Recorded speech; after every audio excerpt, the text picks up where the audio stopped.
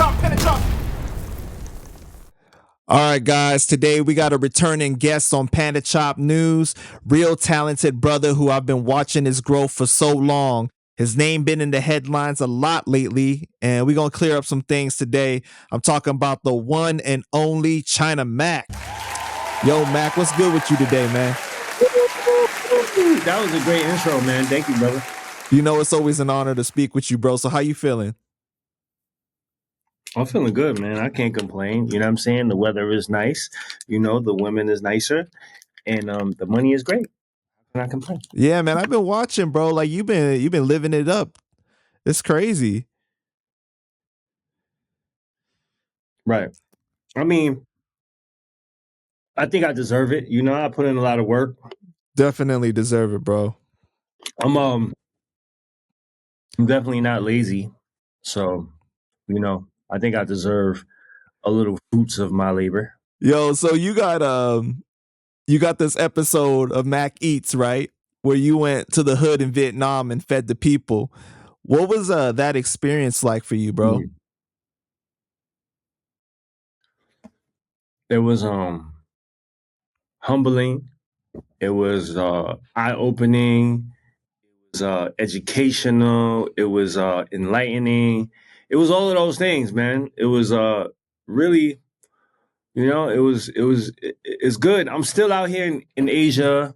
Every street I turn, or you know, there is some affluency out here, but right next to the rich parts, there's like dirt poor, like straight poverty. You know what I'm saying? And just seeing that and just like being a witness to it, and just like, you know, just embracing it and feeling it for myself, you know, it's been an educational, you know, process. You know what I'm saying? It's been something that's that's dope, because at the end of the day, you know, I come from a foreigner like family. Like my family, I was born and raised in America, but my family were all foreigners. They all come from, you know, uh China. They all come from rural parts of China. You know what I'm saying? So to see, maybe not my mother, but the you know, the generations before her, you know, they had to sacrifice for me to be born in America, for me to have that type of life. And I know a lot of foreigners can relate to that. You know what I'm saying? A lot of people that have foreigners as parents, grandparents, great grandparents, like they can relate to that. And it's good to come back to, you know, Asia, and come back to your roots, to kind of see and feel what you kind of like been privileged with. You know what I'm saying? Because even though I was, you know, relatively poor compared to other people, you know what I'm saying? My poverty was nothing compared to the poverty here. You know what I'm saying? My struggles was a lot different, but, you know, in terms of living conditions and all that, is uncomparable to here. Even when I was in prison, I lived better than the people that live, you know, here. Yeah, it's crazy, man, because you know it's nothing like visiting like a third world country, right? Because in your Vietnam blog, you was talking about how like, you know, we have it bad in the hoods in America, but when you visit the third world country, it's like people are living in such more like tight quarters, or like how in the hood you still see people with name brand like shirts and you know and cars and stuff, but like in those countries, bro, it's like it's not like that. No. So, you know, and then another thing is, people don't have opportunity like we have in America. You know what I'm saying? Like we could, like, how many people do I know that grew up from poverty, nothing, right? Welfare checks. At least even America, they get welfare, bro. Out here in these third world countries, you're not getting nothing. No welfare, no none of that. You know what I mean? So even the poverty, if you just grow up in poverty in America, you're already 10 steps ahead of the people that's growing up in poverty here. But if you're growing up in poverty in America, you still have opportunities, because I know countless people that grew up in poverty that has hustled their way to rich, to success. You know what I'm saying? Now, I'm not saying it's impossible here, but it's 100 times harder out here to do it than if it's in America. That's why people every day are crossing borders and risking their lives and just fucking going on boats and drowning and all types of shit just to get to America because there's more opportunity there. You know what I'm saying?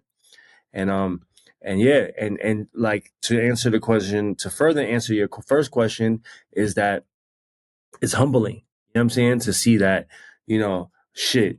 I thought I went through some shit, but there's more shit. You know what I'm saying? And I'm just grateful that I had the opportunity and to be from a country like America that has the opportunity to rise from the ashes. You know what I'm saying? And that's what I'm doing.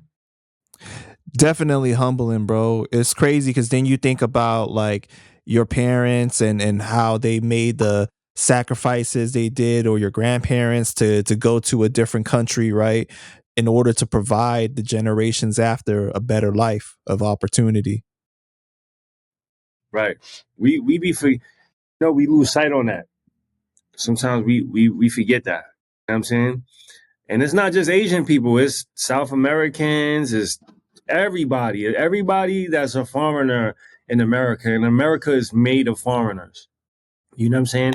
America is the land of foreigners. Like, you know what I mean? Like, so I know everybody can relate to that, but a lot of times we grow up in America and we lose sight on what our parents and grandparents had to endure to actually give us that freedom and opportunity.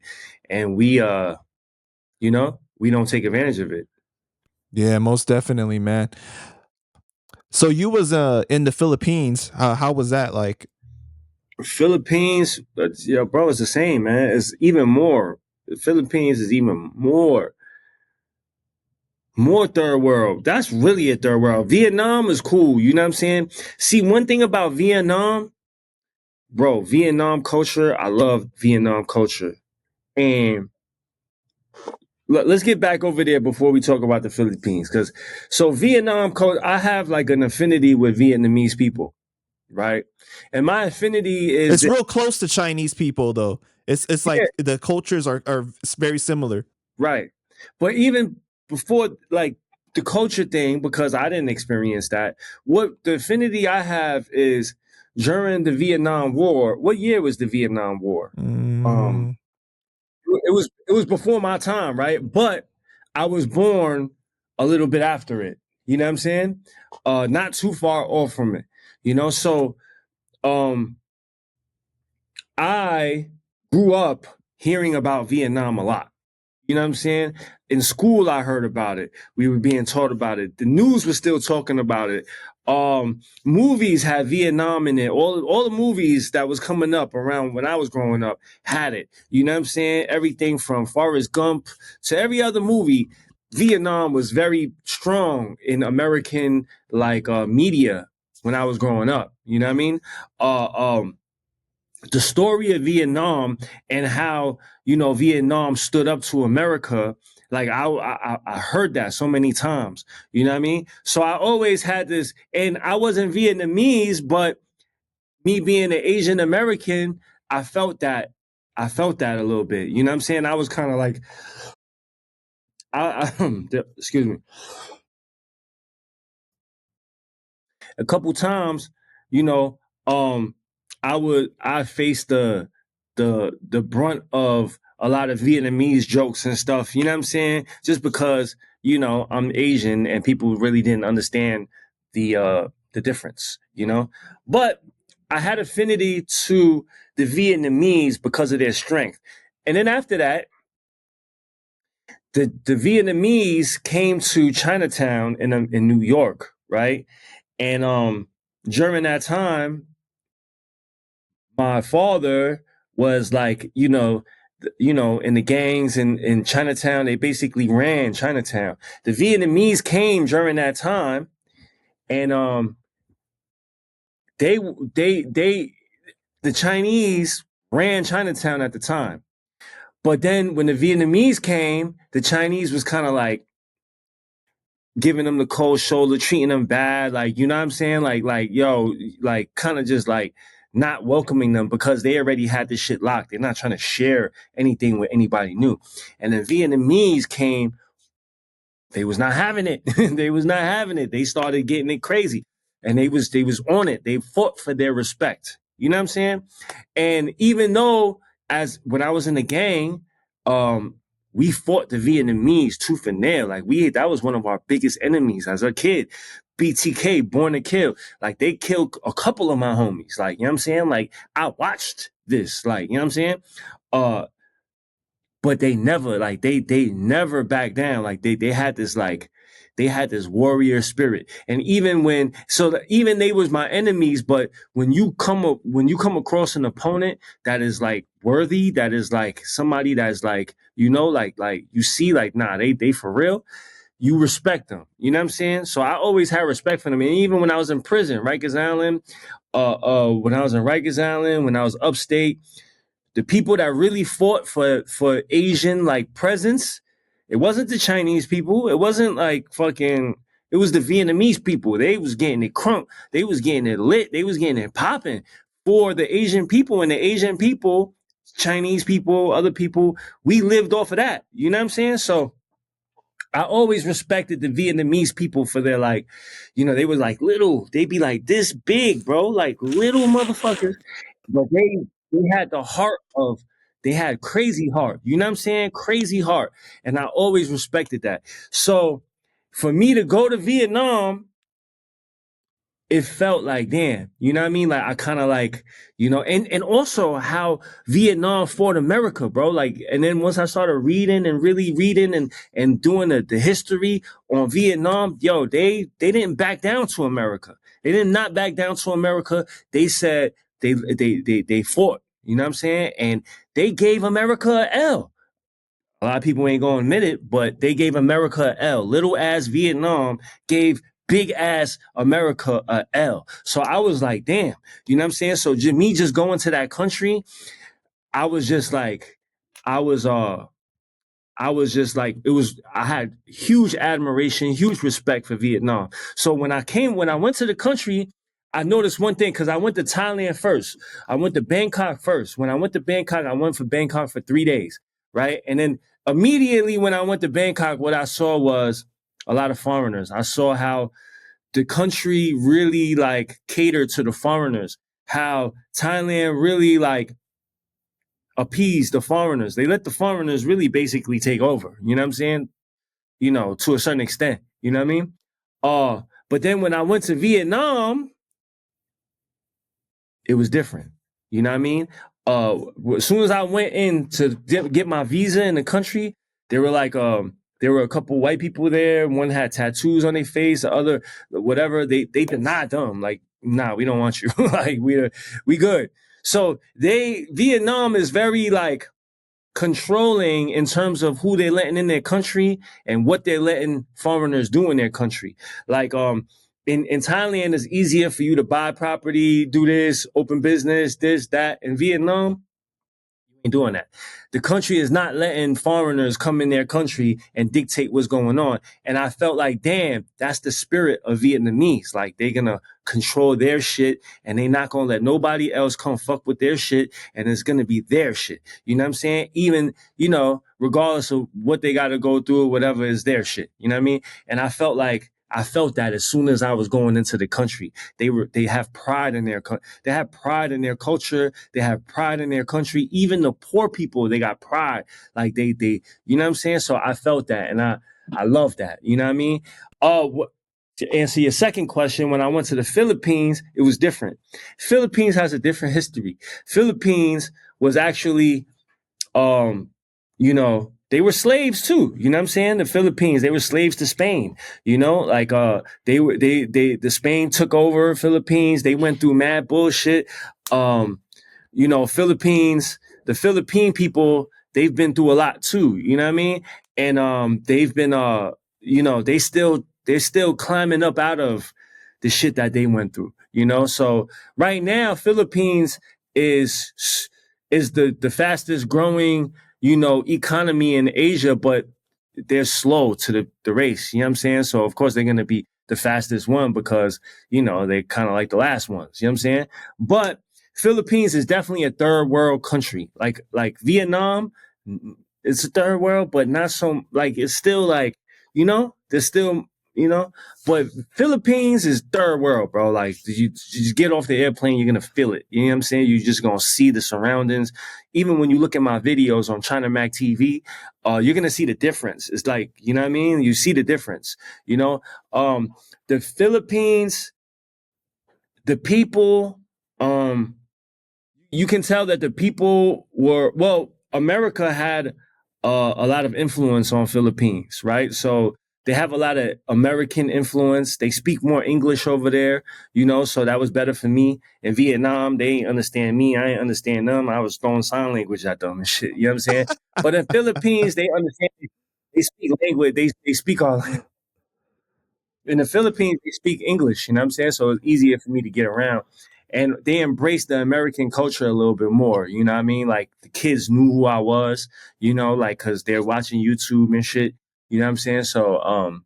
So yeah. But both countries was like really dope, and it was humbling for me in Philippines too because you got kids playing basketball with no shoes, bro. Like playing basketball with no shoes, and they was happy. Like that shit blew my mind because like when you go to like let's say you go to the slums, let's say you go to New Orleans, let's say you go to DC, let's say you go to wherever like Baltimore, wherever, Detroit. When you go to these cities and it's the slums, you're gonna feel depression.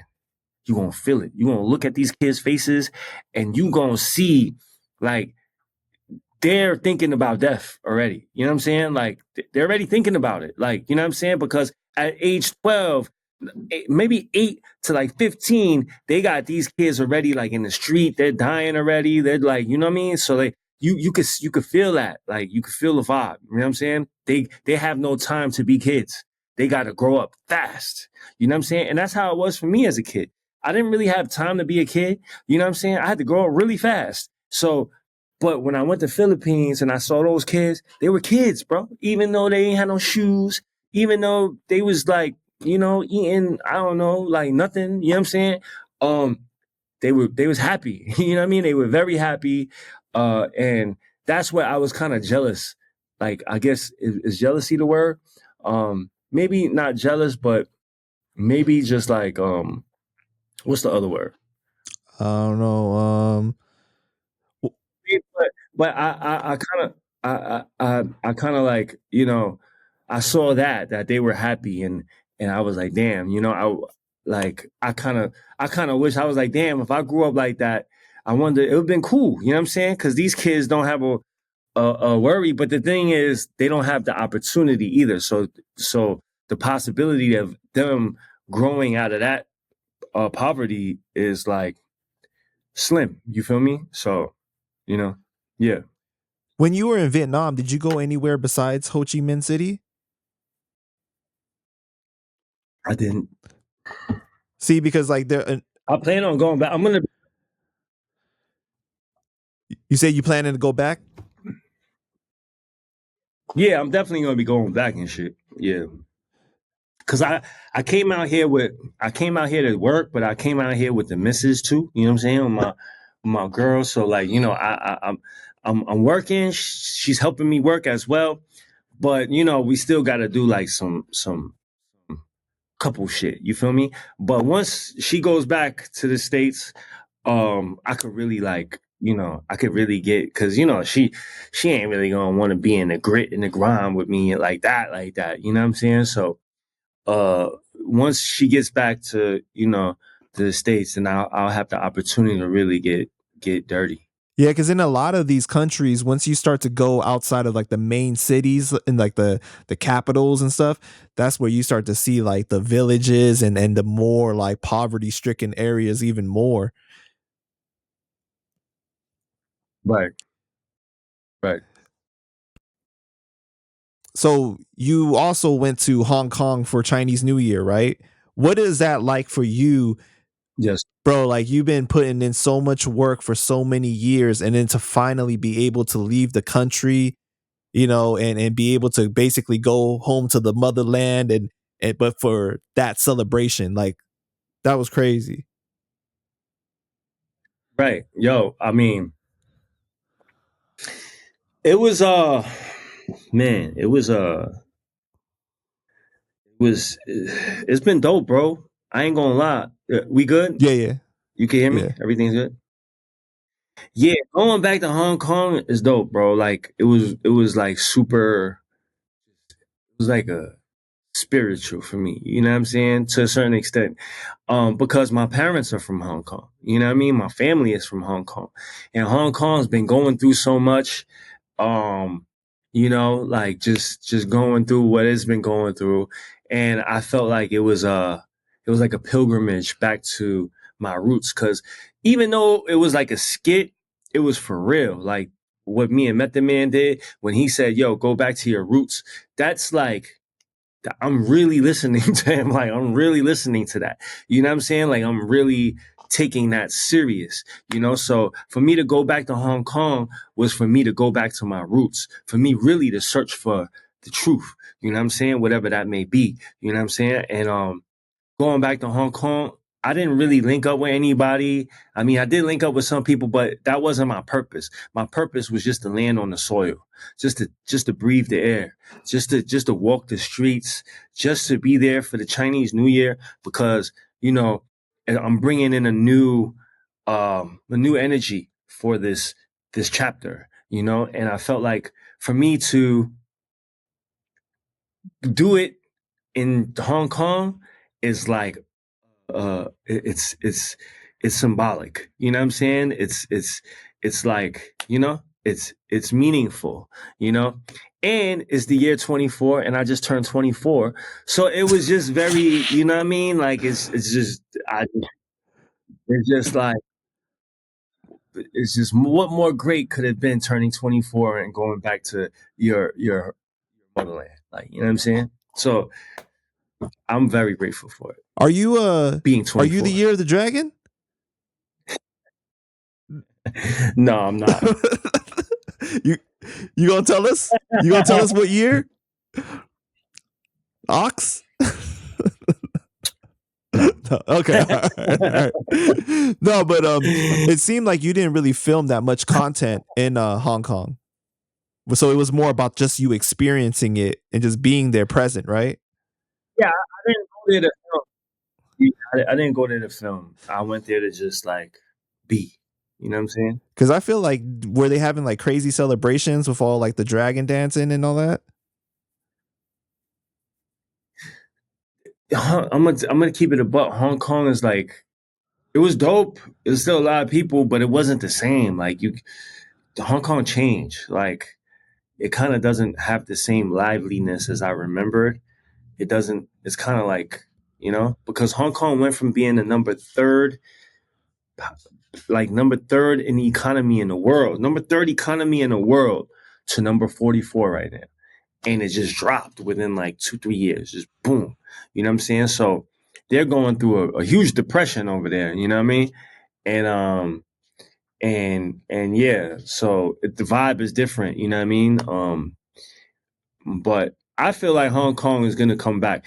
Hong Kong, I was talking to some people, and at first, like, cause I remember when the whole like thing with Hong Kong was going on, and everybody was talking about save Hong Kong and like free Hong Kong and that, right?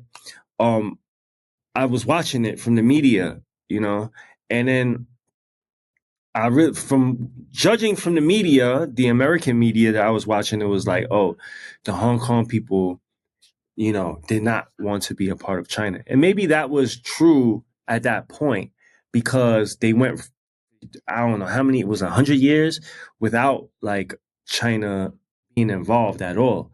So, at first they was probably like, nah, we don't want to go back to China, whatever. But so 1997 was the year that Hong Kong like that the British relinquished control of Hong Kong. But there's 50 years of Hong Kong just operating by itself. until China fully takes over. Now, it's probably been like 15, 20 years. I'm not sure, right? 1997 to now. How many was that? I don't fucking know. 27. Um, but right. So it's not up to 50 years yet, but since that, since the pandemic and everything, um, Hong Kong hasn't been the same. So as I'm talking to the people are like, now is like, oh no, we want to be a part of China. You know what I'm saying? So it's kind of changed now, the feeling of going back to China. So now the Hong Kong people, at least the people that I've talked to and I've encountered, and I can't speak for the whole Hong Kong, excuse me. I didn't speak to everybody in Hong Kong, and I didn't really even do like a lot of research on this, but this is just from what I've heard and out of the conversations I've had, and I'm getting the feeling that Hong Kong is more wait, what's the word I'm looking for? Susceptible? Susceptible? Yeah, susceptible to going back to China. You know what I'm saying? Mm. Yeah, because Hong Kong, they enjoyed a lot of freedoms that other parts of China does not have, right? Because over there it's real strict. Like the government controls everything over there. Even like you can't really have like YouTube over there. They have like something else, like right? It's like on the dark web, like for you to be able to watch Yeah. certain things. And even if you like say something bad about like the prime minister, like your ass can go to jail or like get killed, bro. It's just crazy over there. Right. No, They definitely don't have the same freedoms as America. no, they definitely don't. But and that's what that was like what Hong Kong people were saying in the beginning of that. But now, since they're facing a depression, they're probably changing their tune. Right. And I wanted to piggyback on what you were saying before, like with the skit with Method Man, right? Because with him saying you got to go back to your roots, it's kind of like saying you got to know where you're from in order to know who you are and where you're going. So I felt like that was such a powerful thing that you put right before that first video of you in Vietnam. Right. All of that was like meaningful. You know what I'm saying? Yeah, like, you know, um, everything that I've done so far coming from prison is just like, people got to understand, like, yo, bro, I spent all of my 20s in prison. And then most of my teenage years was in the system as well. Maybe not prison, but, youthful, youthful detention centers and shit like that. So a big portion of my life has been in those places. You know what I'm saying? So when I got out of it, you got the China Mac phase, right? All the way from 2000 and what was it? 2017, all the way to now, last year or whatever, right? So now you got all those years that that that was just me basically like just coming into, just growing from all those years of just like incarceration and like, trauma and like fucking being in those type of environments, right? So I was really trying to figure out what it was. I was learning and growing as being like a free person. And like I've made, I've made mistakes. I did great things. I did, and I've been growing ever since, right? Taking steps and steps and steps. See, and then people might not be able to understand that, you know what I mean? Because they haven't been through what I've been through. But, me having my freedom, this is something new. This was something very new to me. So, of course, I was trying different things and doing different things and just trying to understand and trying to figure it out. You know what I'm saying? And I think I finally like I finally come to a place where I have learned from all of the things I went through, and it's to a point where I was like, okay, I've tried all these things. Now I understand what it is, right? And now what I need to do, and what I need to do is I need to step out. You know what I'm saying? I need to look at the world in a different worldview.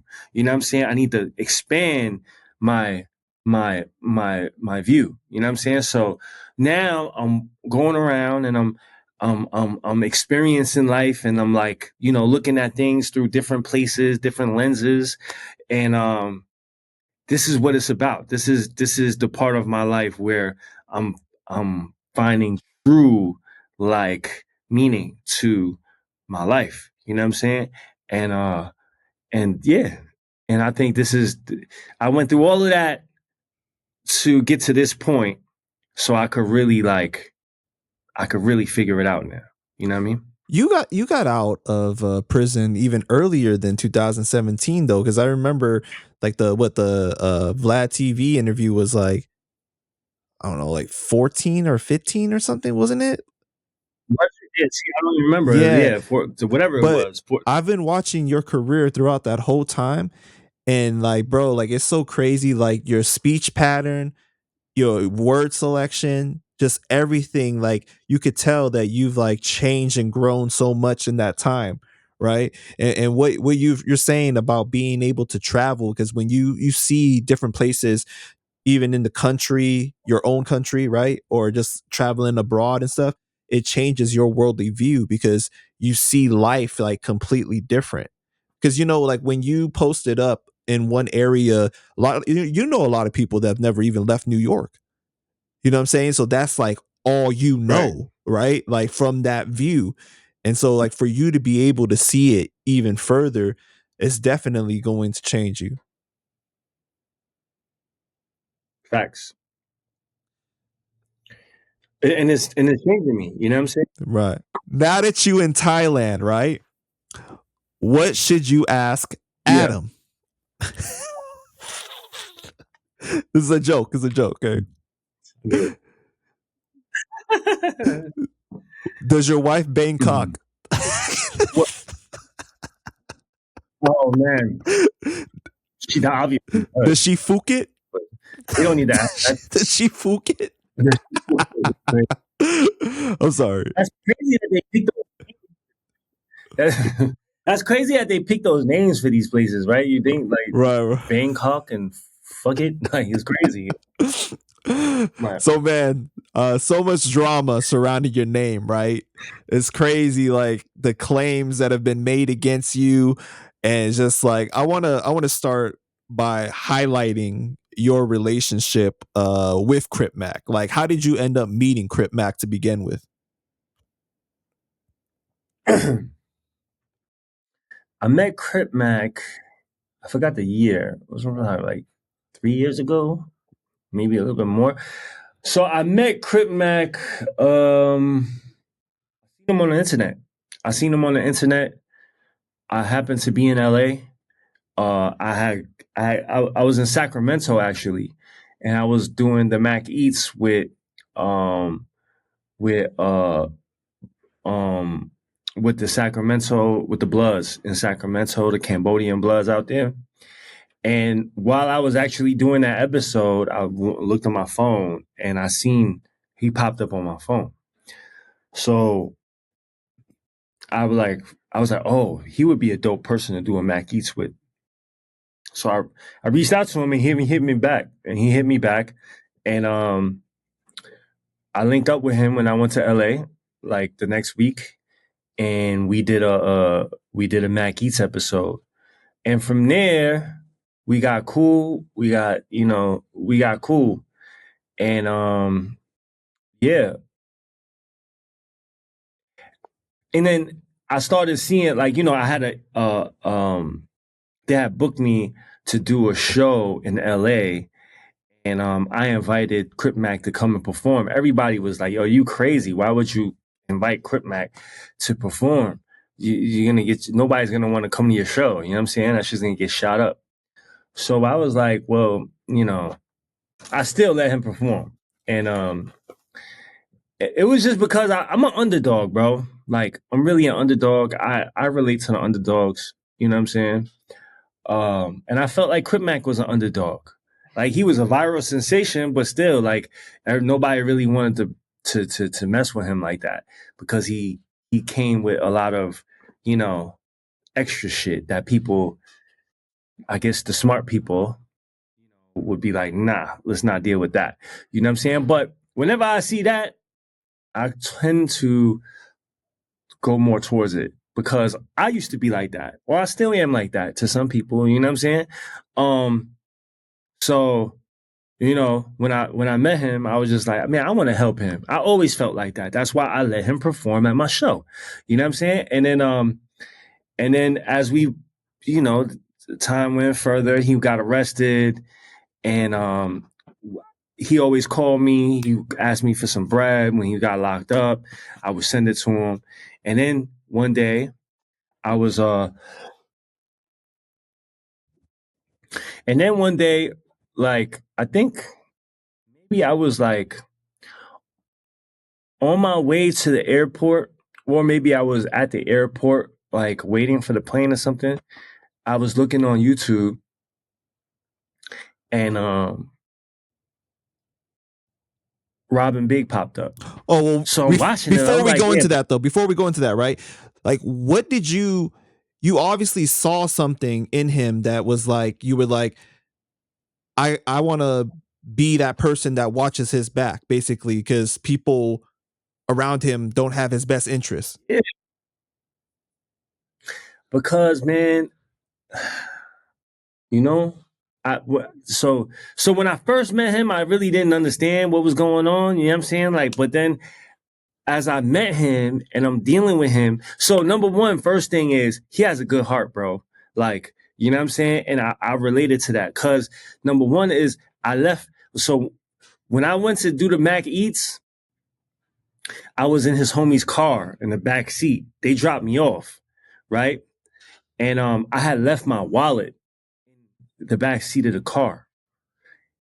When I got to my hotel, he calls me and he's like, China Mac, you left your wallet in the back of the car. He made sure. He said, bro, I got it, you know, and your ID and your bank card is here.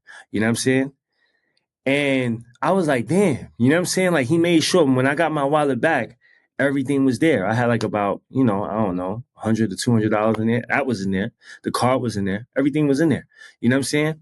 Even he tried to haggle me for more money. Like, well, but and I was like, yo, bro, I got it. You know what I'm saying? Like he didn't, and after that, he still had my wallet, and obviously there was still more money in there. He didn't even touch it. He didn't even ask for it.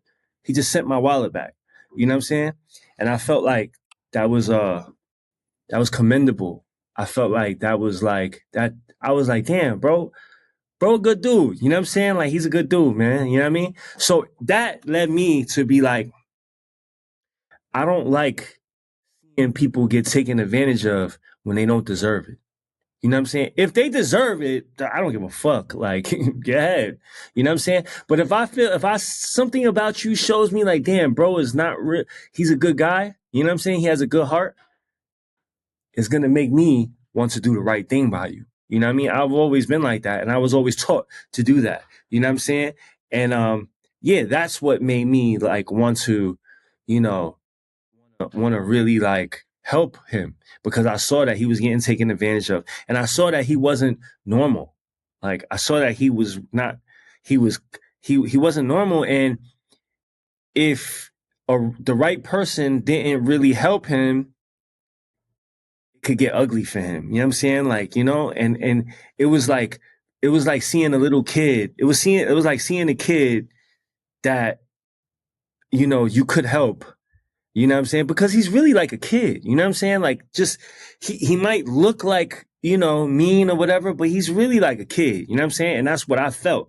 So I just wanted to help direct him in the right way because I felt like I used to be like that. Not to that extent, but to a extent like that. You know what I'm saying? Like, just lost, needed guidance, had potential, but just didn't lack the right resources and lack the right direction. You know what I'm saying? So I felt like that was something that I should help because I remember that I used to be like that and I needed somebody to help direct me.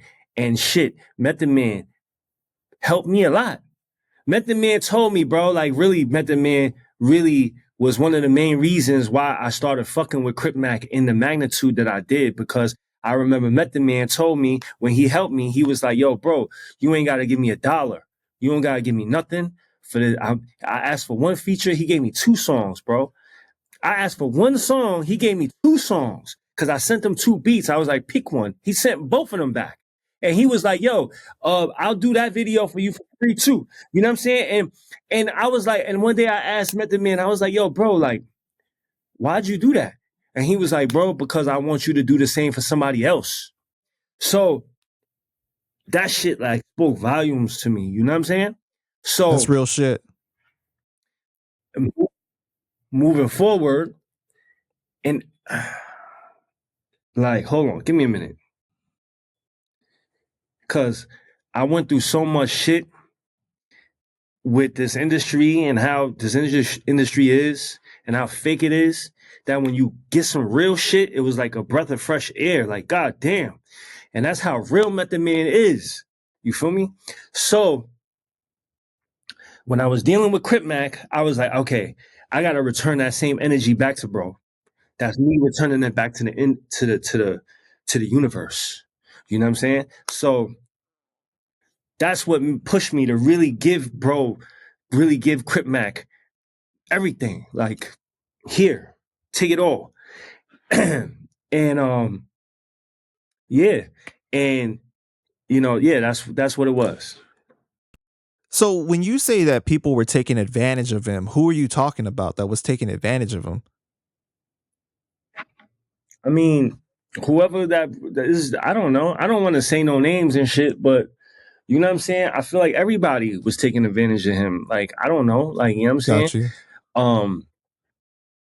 Like whoever was helping him with his career, like, I mean, not everybody was taking advantage of him, but I'm not even sure who was taking advantage of him and who wasn't. But you know, he definitely was signed some contracts. He definitely, was like couple channels of his was taken. You know what I mean? Like, shit like that, bro. Whoever was doing that, you know what I'm saying? Mm-hmm. So you didn't look at him like, yo, I can have him for financial gain or anything. Like, you genuinely were looking from a good place in your heart, like, yo, I want to look out for bro, because like I wish when I was like in a position like this that somebody would look out for me. Facts. Bro, why would I waste yo, bro? This man had a whole fucking gang, Hoover Killer, on his forehead. Why would I waste my time? Why would I wait? Why would I jeopardize my time, my freedom, my health, my life, walking around with this guy just for a couple dollars on YouTube? Like, okay, I'm not saying that we ain't make money, but bro, I can make that money by my fucking self, bro. Like, you know what I'm saying? I had to split that money with him. You know what I'm saying? And just me on my Mac Eats channel, I was making more than what I was making with him on YouTube, like on Mac Ventures. Like, so for me to do it for money, anybody thought that I was doing it for money, bro? Like, I've never been broke. You know what I mean? Still to this day, I have a fucking spot in New York City. You know what I'm saying? Like, I don't need to like risk my life with somebody that might be constantly in jeopardy, you know what I mean, for a couple $1,000s on YouTube, bro. Like, it's really not that serious. You know what I'm saying? However, but there were a couple reasons there though. One of the reasons was I wanted to give back. Another reason was Asian people are looked at like we take advantage of people, right? That's the thing that people like want to throw out there. Oh, Asian people just want to take advantage. So I was like, okay, this is my time to do something that shows otherwise. You know what I'm saying? So I took my time out to do that, but I did it for that. I did it for the people. I did it to show like, okay, we not all like that. You know what I'm saying? So I wanted to take my time out to really help bro. You know what I'm saying? Because a black man really helped me. You know what I'm saying? Method Man really helped me. So I wanted to take my time out to help a black man. You know what I'm saying? And reciprocate and show. You know what I'm saying? And I don't know if it did that, but it did it for me. and it made me feel good. You know what I'm saying? And it made me feel like I returned something back into the universe. You know what I'm saying? Regardless of if it was appreciated or not, regardless of if it was taken out of context or not, I feel like I did something. So that's all that matters. Right. And anybody that don't feel that, y'all can eat a dick. I don't give a fuck. So throughout your guys' friendship, right, it's getting tested. Like, are people not wanting to see you guys work together, or are people getting in his ear and saying things? Yeah, absolutely. The people did not want to. They didn't want to see that. Number one is there was like he's a gangbanger, right? So, and he's a West Coast, like he's from the West Coast. So, and he's black. So immediately there's a bunch of factors coming in. People like, oh, why you fucking with, a New Yorker? Why you fucking with an East Coast dude? Why you fucking with a dude that's not a gangbanger? Why you fucking with a Chinese dude? Why you doing There was a bunch of people in his ear because once he started fucking with me, other people wasn't able to take advantage of him anymore. You know what I'm saying? So I kind of like was bringing him up. And then, Adam, he hated it because I was able to do things that he couldn't do with Crip Mac. You know what I'm saying? Or he wasn't really interested in doing with Crip Mac. But once I started doing it, he felt like he saw where he failed at. You know what I'm saying? And nobody wants to see where they failed at. You know what I'm saying? Because right. Right. So he hated it. You know what I'm saying? Wack 100 hated it because, he I don't care what anybody say, he don't like New Yorkers. You know what I'm saying? He has a problem with New Yorkers.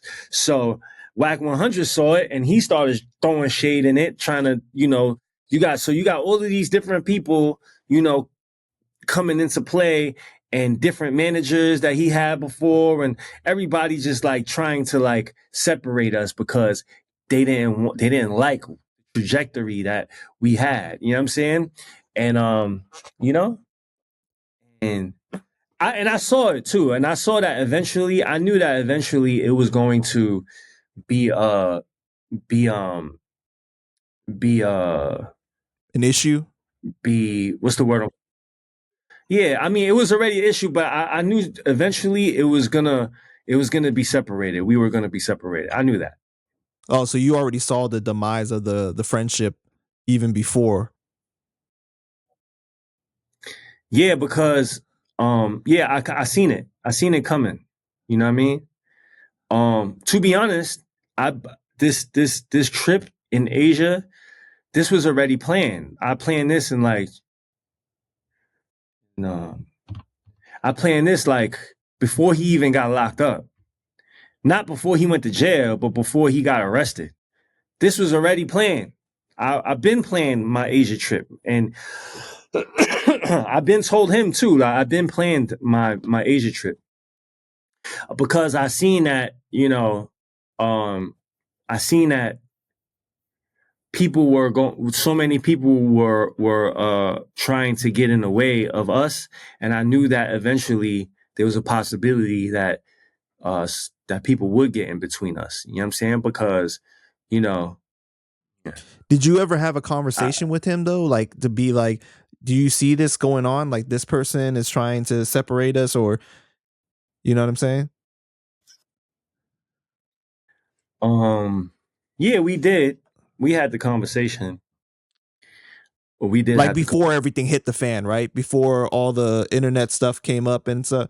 Like you guys had that conversation before? Yeah, we did. But one thing I noticed about Crip Mac is that he gonna go where the bag is. He gonna go where the bag is. He's not going to jeopardize a bag for anything. So if somebody's gonna offer him a bigger bag, he's gonna go that direction. And I seen that. I thought maybe hopefully like because I helped him and because I showed him true genuineness that it would like that he would like kind of not like be like that. But I saw that that's basically what it was. That's what it was gonna be. You know what I'm saying? And and yeah. So Crip Mac was already locked up when you came up with the idea for Mac Ventures, right? Because I know that you wanted it to be like an actual show, but decided to turn it into like a YouTube channel. Yeah, so on my way to LA, like I was saying, on my way to LA, I saw like the Robin Big shit pop up on my feed somewhere. And I was like, oh shit, that was a dope show. And I was like, yo, to recreate that, me and Crip Mac will go crazy. Like that would be the new thing. So that was my idea. And then I was like already planning on moving to LA. I was already on my way to LA. So I was like, okay, this is what we gonna do. So I reached out and then, I was like, yo, when you come home, we gonna work on this shit. You know what I'm saying? And yeah, that's what happened. So then what happened with like the claims that people were saying that somebody else came up with the idea? Because I thought that was crazy because I remember you and I talked, and I remember you telling me on the phone already, like way back that, you was planning to do a food show with Crip Mac and like you were sharing it with Adam. And then he was like, nah, we got to have that over here. Like he was interested in having the show on his platform. Right. That was that was that was Reem. It was Reem's idea, Remo's idea, who works for No Jumper, if y'all don't know. But Remo wanted to bring that onto No Jumper. So Adam said that it was Remo's idea to start Mac Ventures. But in actuality, it wasn't. It was my idea. But Remo at the time was helping me produce shit. He was helping me produce Mac Talk when I was doing it, and he started helping me produce the Mac Ventures. So he was giving me ideas. He was helping me curate certain things. He was helping me produce, but it wasn't his idea. You know what I mean? Adam just makes claims about anything. He'll just say anything like that. Like he just makes things up. And so, so because Remo works there, like he hasn't come out and like went against the narrative that Adam has painted that like, yo, it wasn't even your idea. Nah, I didn't hear him say anything like that. I don't know. Maybe he did, but No, but that's what I'm saying though. Like if he hasn't come out and said, nah, Adam, that's not true. It was China Mac's idea. Like I didn't come up with it. I don't know if he has, but I didn't see that. Oh, okay, I got you. So the situation with Adam, it seems like the feelings have been like building for a while, like the negative feelings, right?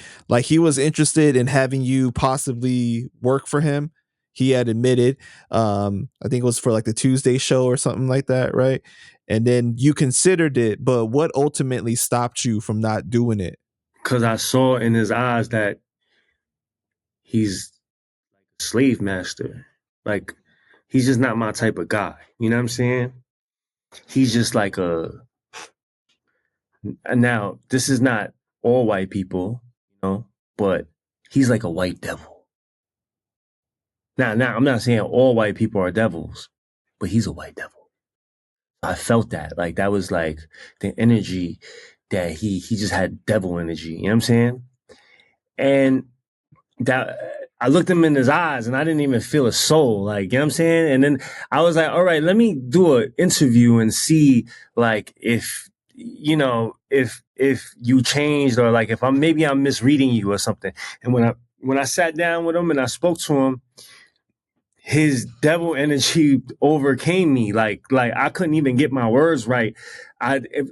Like usually I could be a lot more like, on point with my shit. But with that day, I just felt like I naturally, subconsciously didn't do well because she just really threw me off. You know what I'm saying? And I could never work for nobody like that. You know what I'm saying? I'd be selling myself. If I ever work for anybody like that, I would I would rather be homeless and and figure it out myself than to work for a plantation owner, than to work for a slave master, than to work for a white.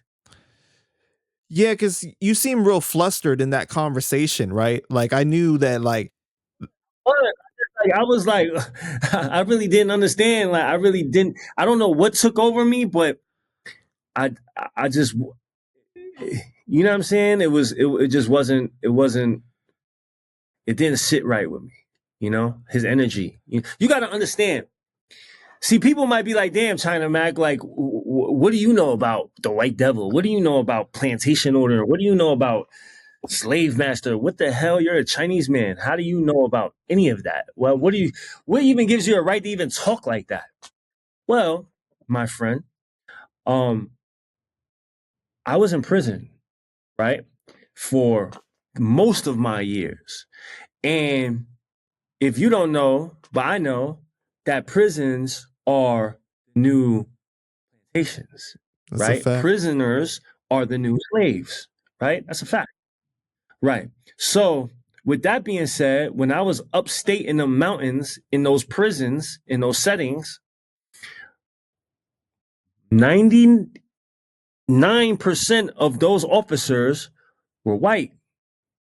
And 99% of those people had this mindset, superiority mindset, like, and I felt that you know what I'm saying. And these are the same officers that beat my face to like this. These are the same officers that treated me like shit. These are the same officers that like treated me less than human being. And when I sat there in that room with him that day, I felt like I was sitting in one of them. You know what I'm saying? So, and I think subconsciously it was like I was being flustered and I wasn't really performing the best because it was like, nah, you can never work for this guy. Like that's like, nah, don't do that.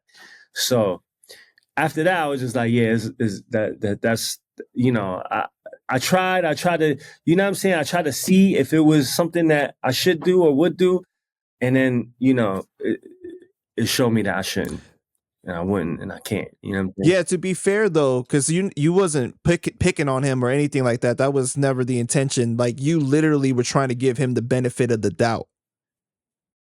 You really were. Like I remember that too. Like you were really trying to give him a chance and see if like he learned from all the firing and quitting and all that shit that went down at No Jumper.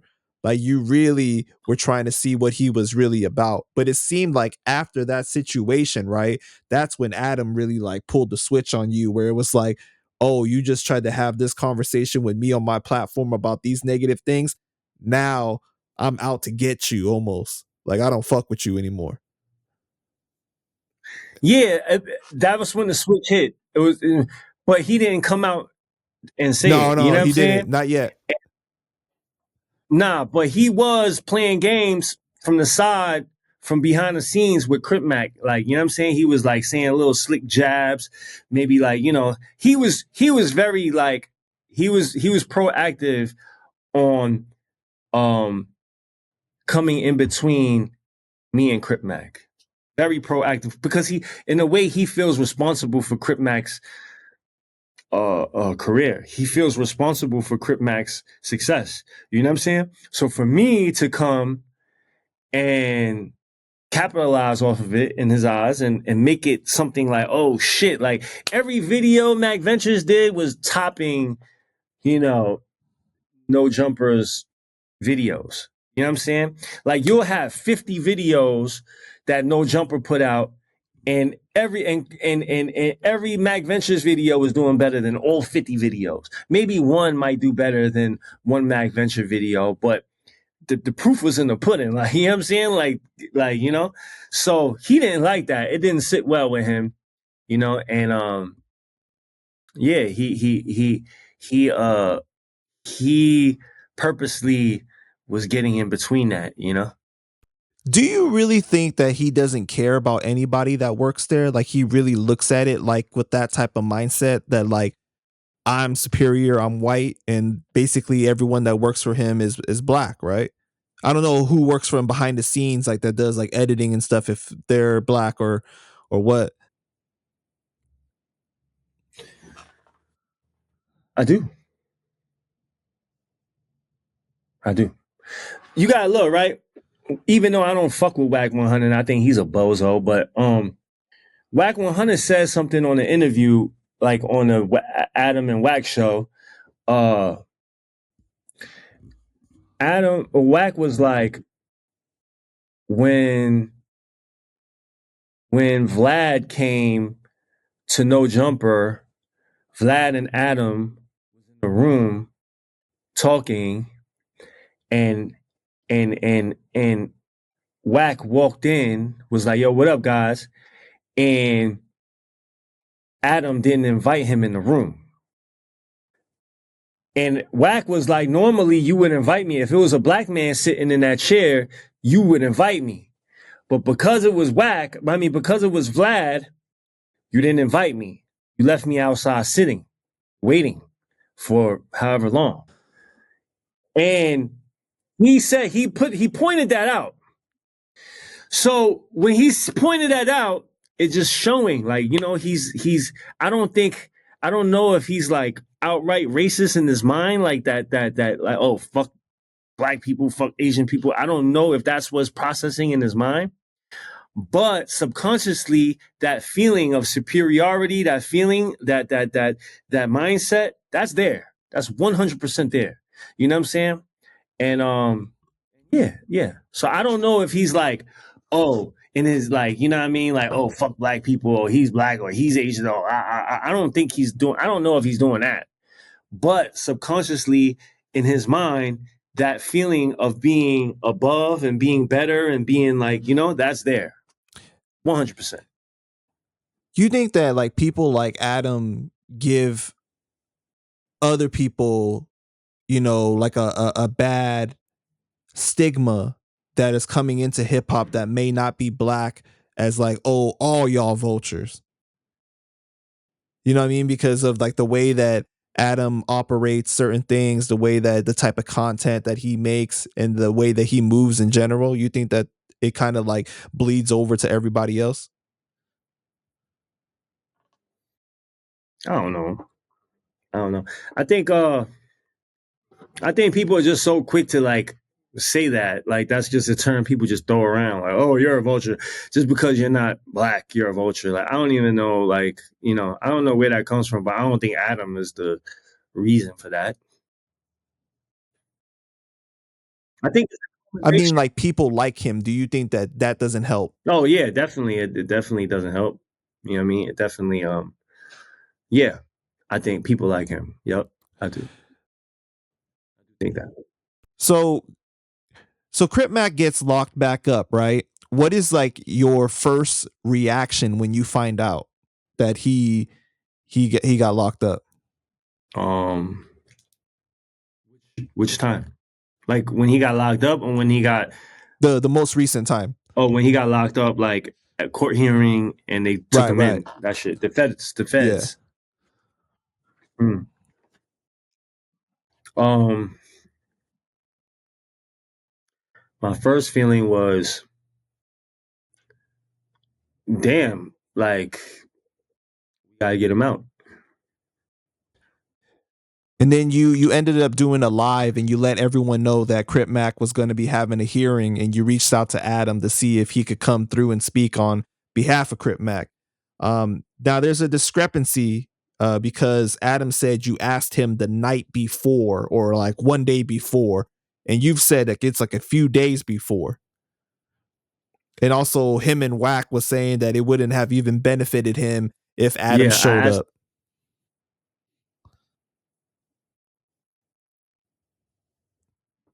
Right. Hold on. Let me see something. Let me see something.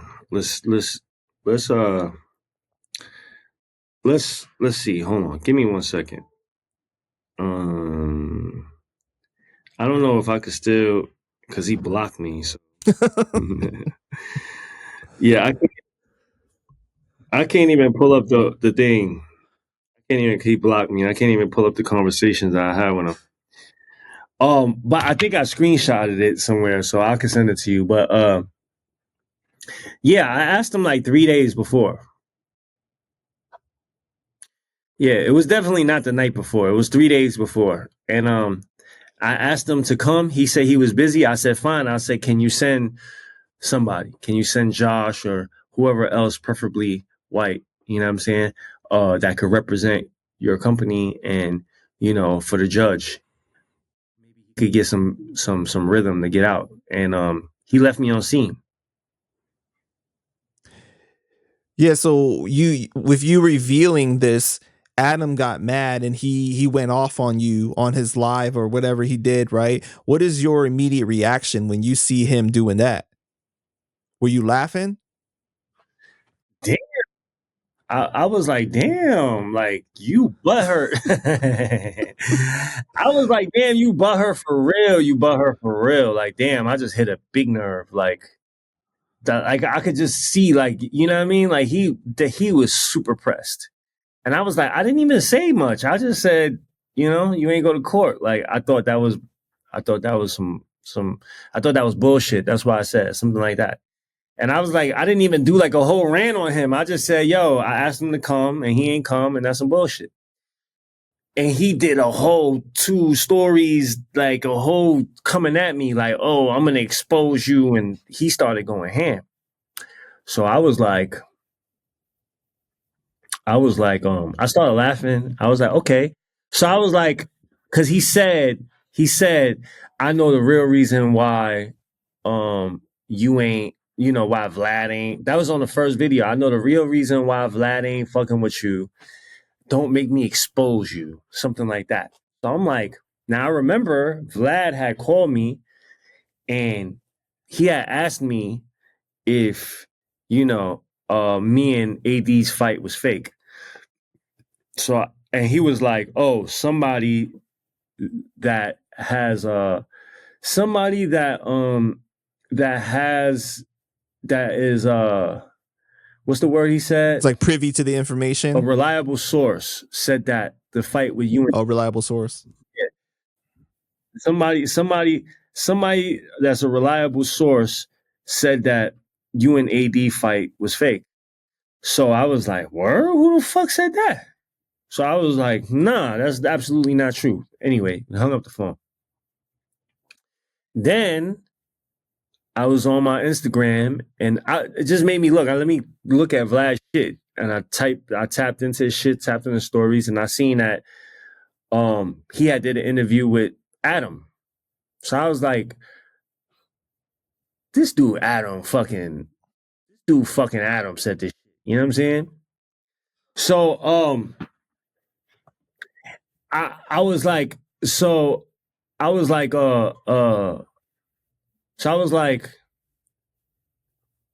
I knew at that point when he made that story saying, "Oh, I'm gonna expose you," whatever. I was like, "There's no way he can expose this. Like, there's no possible way that you can expose. Like, there's nothing, no possible way that you can expose us for doing this allegedly fake fight. You can't prove that it's fake fight because it really happened. Like, you know what I'm saying? So, like, how can the fuck you prove that?" So I was like, okay, if that's what you gonna do, I kept on poking him.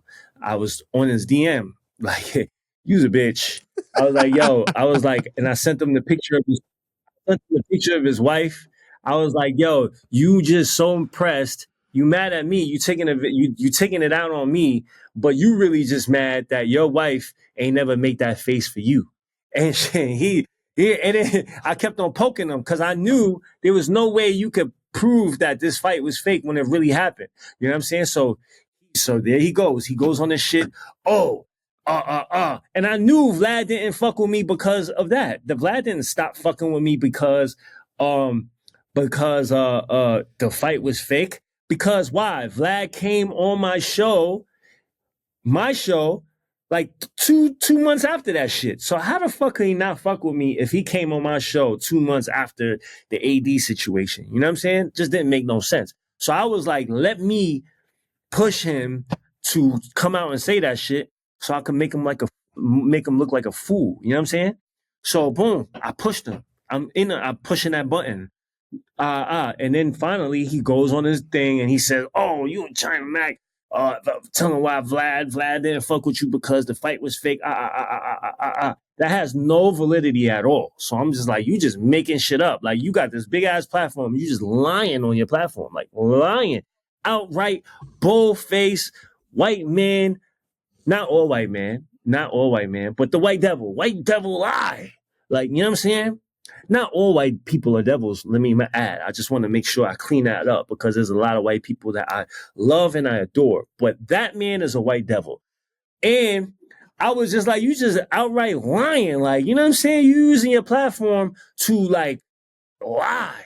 And that's how you know No Jumper used to be a platform that was like, it used to be a valid platform, but now it's not a valid platform at all because you don't even like they don't even care about what's the principles there. They don't have no moral standing. They'll just lie and do all types of dumb shit. You know what I'm saying? That's why like it's crazy how fuck No Jumper up. Like No Jumper was such a good platform. So it was like respected. And then it just went to just a clown show. You know what I'm saying? Um, but yeah, so I just kept on pushing out and he came out and said that. And I knew eventually it was going to unravel like who he really is because he's lying. You know what I'm saying? So, okay, I was like, yeah, so use your platform. Keep on giving me the attention. Keep on, because the more you talk about me, the more you lie about me, the more you try to make me look bad. None of these things are true. So eventually these people are going to understand that you're lying. And what is that going to do? That's going to fucking make me look like, you know, the better person. You know what I'm saying? So I just kept on pushing them, kept on egging them on, kept on sending them DMs, kept on just trolling him. You know what I'm saying? Privately, I didn't do it out like in public. Like sometimes I did. Like when I wore his wife's shorts, I did that. We're going to get into that. But we're going to get into that. But I was trolling him. I was sending him all types of shit, sending him pictures of shit, just fucking with him. And he would just keep on talking about me and talking about me and talking about me. You know what I'm saying? And that's what I wanted him to do. But he didn't understand. See, that's another problem with him feeling like he's superior to people. You know what I mean? He feels like he's so smart. He feels like he's the smartest guy. And he is smart. He's smart, but he overestimates his smartness. He overestimates, and because he overestimates, he underestimated me. He underestimated how smart I am. He underestimated my palm pushing skills. He underestimated my intelligence. He thought that he was just gonna bury me. You know what I'm saying? But I understood that if it's between me and him, I have more respect from the people. You know what I'm saying? People respect me more. They have, because I've shown more genuineness. I've shown that, you know what I mean? And it's not fake. People can understand. People can see what it is. It's from the heart. It's from the soul. Him, people know. Excuse me. With Adam, people can see that he's not genuine. People can see that he doesn't have a soul, that he's soulless, that he's heartless. People can see that. And because he sold his soul and sold his wife asshole for money, for clout, whatever, he lost his respect. So I know in the bout with me and him, I'm going to come out on top because he doesn't have no respect. He's a laughing stock.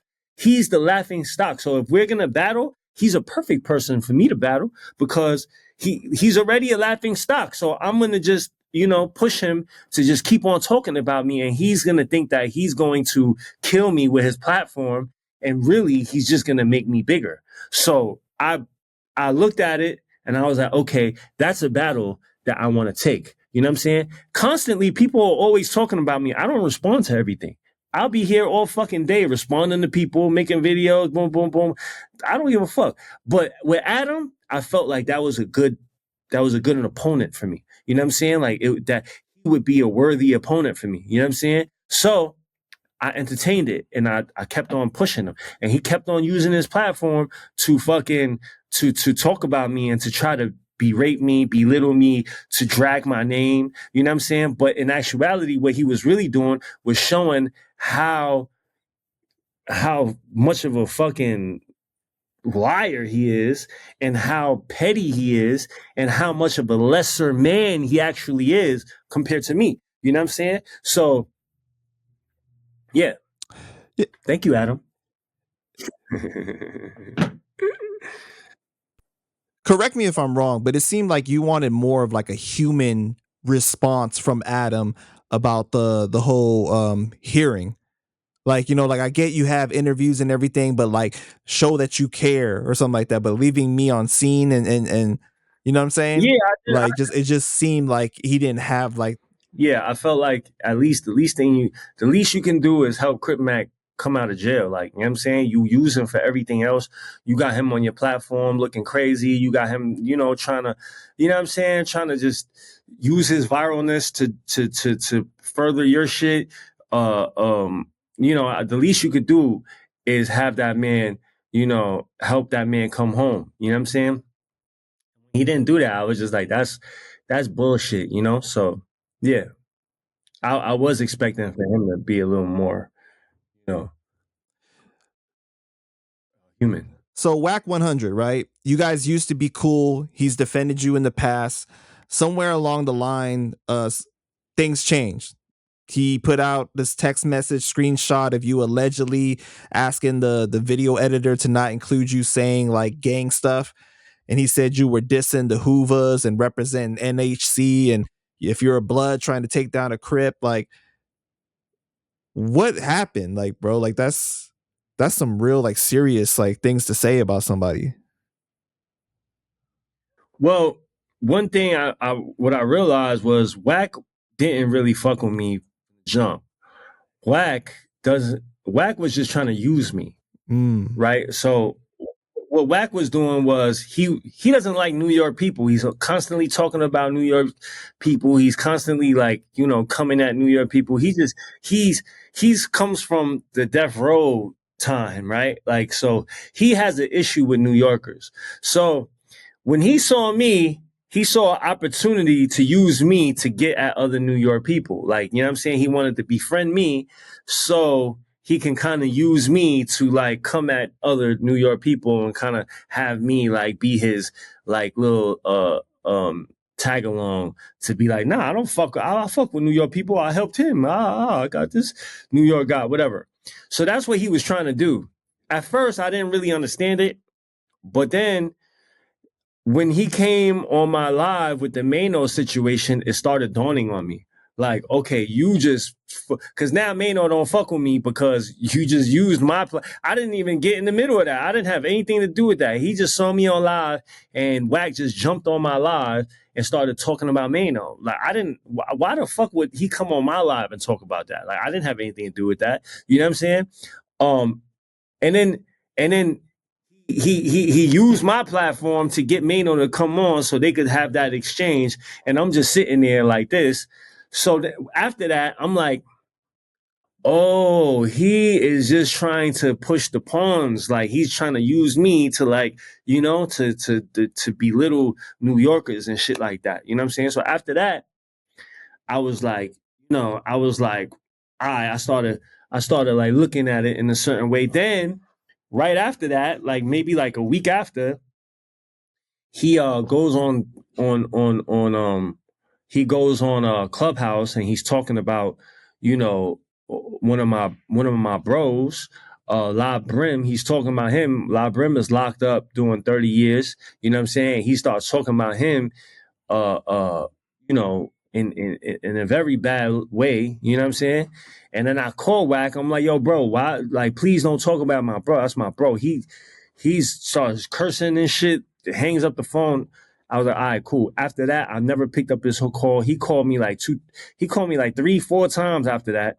I never picked up his call. And and yeah, after that, it was is he now that he saw that he wasn't able to use me anymore, he just started coming at me. Right. And you did a live, right? And you were saying that you didn't want no smoke with Wack.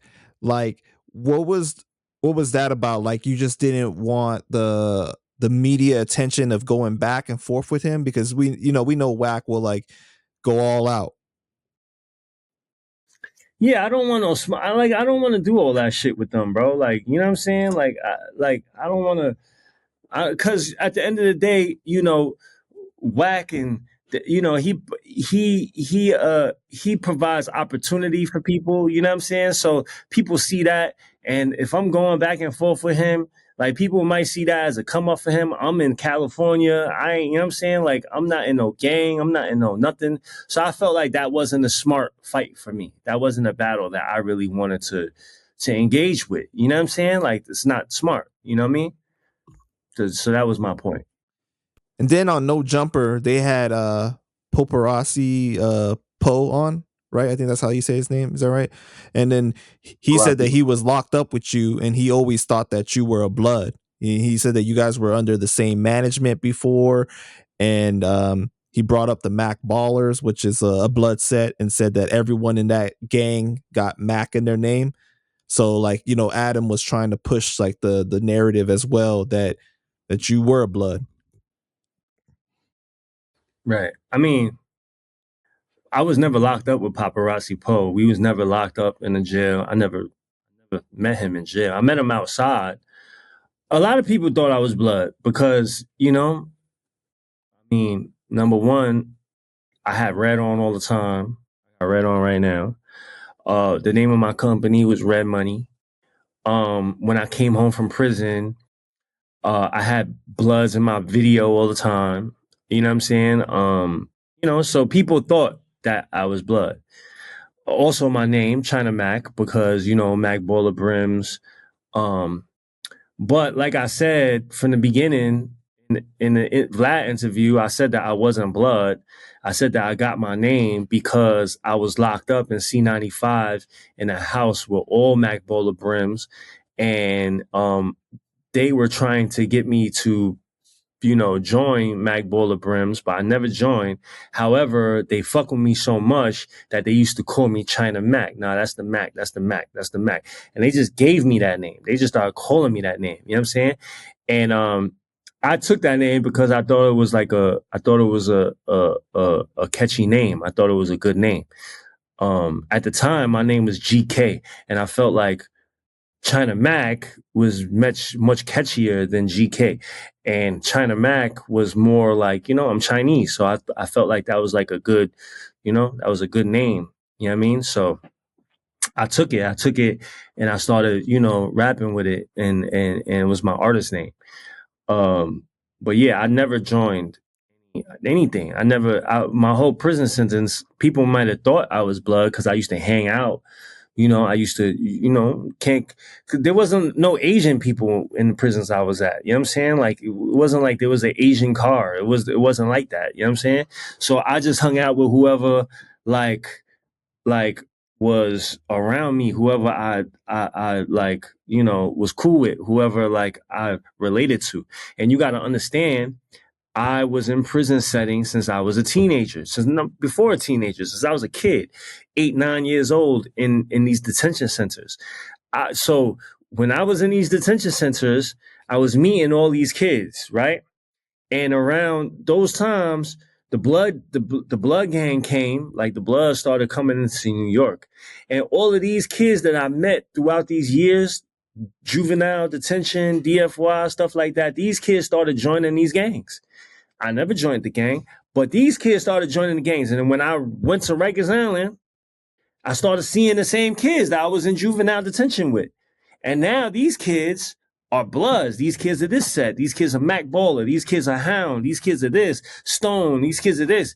So now, of course, I have an affinity to these kids because these are the kids we grew up with. We learn how to fight together. We learn how to jail together. We learn all of this shit together. You know what I'm saying? They wasn't Bloods back then, but now, when I'm on Rikers Island, they all Bloods now. You know what I'm saying? So now, of course, naturally, you're gonna be like, "Yo, pull up, man." Nah, that's my bro. Like I was with him in Tryon. I was with him in Harlem Valley. I was with him in Spofford. I was with him here. I was with him there. You know what I'm saying? So naturally, I started having affinity with them. And I never joined the gang, but shit, like, if they was getting into a fight, I'd jump in just because it was my peoples. You know what I'm saying? That I knew them from all these different places. And that's how I really got rocking with them like that. You know what I'm saying? And a lot of people on the West Coast can't really understand that because their politics are a lot different than New York politics. In LA, that could never happen. Like, you know what I'm saying? Like that would never happen like that because they kind of segregate by race and shit. You know what I'm saying? But in New York, it's not like that. You know what I mean? So, you know. Right. And so then that's like the whole thing that Adam was talking about, like, oh, early on in your music career, like you was claiming blood or like you was in the video like that. And that's the thing that he's been trying to push. Yeah, but I mean, why is he even worried about that? Like, what does that have to do with, like, I don't understand. Like, what the fuck? Like, you know? Yeah. But I'm not gonna But lie, bro. yeah, Genghis Khan is a dope name though. That was a dope name. nah, yeah, I thought so too. So the main narrative that is being painted about you, the whole culture vulture thing, it's low hanging fruit, right? I get that. But Adam is trying to paint the narrative that you abandoned Crip Mac when he needed you the most because he's locked up, because you can't benefit off of him anymore. And it's so crazy because it's like he tries to gloss over what really happened in the public eye with Crip Mac saying what he did and everything. Yeah.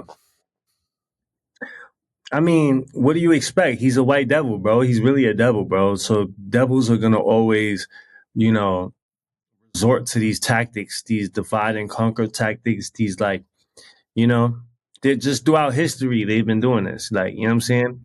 And again, I don't want to come off like I'm talking bad about white people. I'm just talking about him and his mindset. Like, you know what I mean? Like he comes from that. Not all white people come from that. You know what I mean? But him, he comes from that. Like he's a grand mason, bro. Like, you know what I mean? Just look at his name. Just look at his family. Like they're like Clintons and shit like that. He comes from that. You know what I mean? Like if this was still 1700, guaranteed Adam would have a plantation. Guaranteed. Guaranteed. If we did an ancestral check, guaranteed his family had plantations and slaves and shit like that. I would put my life on it.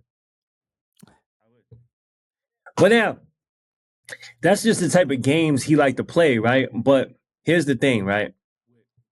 With with Crip Mac. Number one is Crip Mac probably has the most money he's ever had right now. And this is because they did a fundraiser for him on the Andrew Callahan thing, right? And they raised about 50 bands for him, $60,000. That money went to him. Crip Mac has money right now. You know what I'm saying? And who was in Andrew Callahan? Did you watch that? No, I didn't. Okay. Well, Andrew Callahan did a GoFundMe, a fundraiser, and he did a video on Crip Mac getting locked back up. A really great video. You should check it out. And everybody watching, y'all should check it out. And they did a fundraiser. That fundraiser got like $60,000. You know what I mean? And all of that money went to Crip Mac. You know what I'm saying? Wow. Right. And in that video, I ain't gonna toot my own horn, but I gave the best, like the most heartwarming like thing for Crip Mac. I said the most. I said some shit on there. I participated in that. You know what I'm saying? So I would like to think that I participated in Crip Mac, you know, getting this amount of money for his child, for his lawyer fee, for him, for everything, right? This amount of money is going to make sure that his kid is okay while he's locked up and the kid is born. He's gonna this money is gonna make sure that he's good in jail. This money is gonna make sure that hopefully when he comes home from jail, he'll have money to hire security. You know what I'm saying? and I participated in that. You know what I mean? Like, so for anybody to try to say like I didn't, and he has the petition. There's a petition that I started. I started this petition. You know what I'm saying? This petition, well, his mother just hit me yesterday and was like, "Yo, the lawyer said that the petition is gonna fuck around and get him a reduced sentencing." You know what I'm saying? So send me the link to the petition. So all of these contributions that I made is actually helping Crip Mac in like ways that nobody else was even thinking about. You know what I'm saying? Like people wasn't even thinking about these things, but I was thinking about it. You know what I'm saying? So it doesn't matter how he tries to paint me or whatever, because at the end of the day, the truth is always going to outlive a lie. You know what I'm saying? The truth is gonna be shown. So people already see like Adam is a liar, bro. Adam, you can't trust what somebody like Adam says. He's just gonna say anything. If he's butthurt about something, he's just gonna rant and make shit up. And I'm glad he's doing that, because slowly but surely he's just showing how much, how untrustworthy he is. You know what I'm saying? I knew that, but now more people are starting to see it. So he can say what he wants, but people are not dumb. People see it. You know what I'm saying? Because it's crazy though, because like he's trying to be like, oh yeah, but I'm still here, uh, buddy Woody. I'm still giving you money.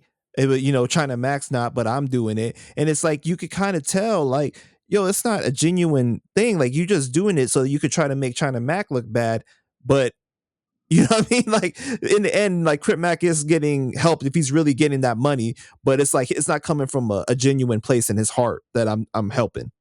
You know what I'm saying? At least not the way that he's presenting it. Bro, yeah. I mean, he's not genuine at all, bro. And anybody that has a brain can see that. So, I mean, I don't think I need to even, you know, I don't even need to prove myself when it comes to that, because I already did. Yeah, I did a lot for Crip Mac, bro, and I continue, and I still do. Like, his mom still talks to me. Yo, listen, Crip Mac's own mother, what did she say? Crip Mac's own mother said China Mac is the best person that Crip Mac has had in his corner for a very, very long time. So, very, very long time means Adam too, and everybody else around him. China Mac was the best person around him for a very long time. So, if his mother said that, I ain't worried about that. Anybody else, if anybody believes what Adam says, they just, they just want to look at me like that. So I mean, at that point, there's nothing I can do about that. Yeah, she was real upset about that. It seemed like she was like genuinely upset that Crip Mac allowed people to come into the middle and separate you guys, because she knows where your heart is at with what you did for him. Right? She knows that, and if listen, if Crip Mac still needs anything, I would help. You know what I'm saying? I just sent him some burgers and shit. I just ordered some chicken wings, burgers, so he could eat some food in there. You know what I'm saying? I'll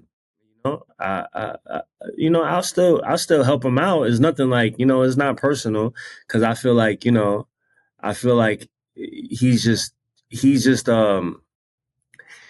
just like people in his ear and just like getting in the way. So I don't think that I don't take what he did personally to me, but I would be a fool to like stick around and you know, um, allow people to further, you know, get in between us. You know what I'm saying? I already feel like it already showed me that Crip Mac would allow other people to get in between, and I don't hold him personally for it, but I can't continue to subject myself to that. You know what I'm saying? That's not something that I would do or I'm ever gonna do.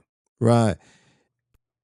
So, I'm gonna ask you a real question, okay? And I need you to be real about this. Do you think you went a little too far talking about Adam's wife? Like, do you think that you overstepped any boundaries? I mean, you posted the picture with her and then the shorts and everything. And then, I mean, you said Adam wakes up and kisses her and doesn't know how many dicks she done sucked last night. She not with Adam because she really loves him. Like, I mean, you've said some crazy stuff, bro. Like, it's not her fault what Adam did, but she's in the middle of it, right? Or it's all Yo, listen, at the end of It's all fair in love and war. You coming at me, you trying to listen. Adam tried his best. He did everything in his possible. He interviewed anybody that had something bad about to say about China Mac. He would bring them on the platform. 4 million people, like shit.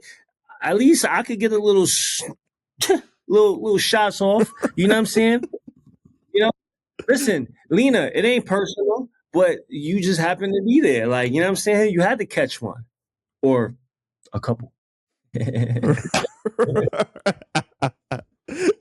Yo, because did you see the interview he did on Steve-O's podcast? No, I didn't. No, because he was talking about like when the sex tape with Jason Love or whatever got released, like he was real uncomfortable about the situation, and like he was like, oh yeah. So this is how I know he was insecure. Yeah, this is how I 100% know that if they haven't broke up already, we'll break up. I think I'm willing to stand. I think I'm willing to bet some money on that. This is why I know that right? Because number one is if he was securing that from the beginning, then I'll be like, okay.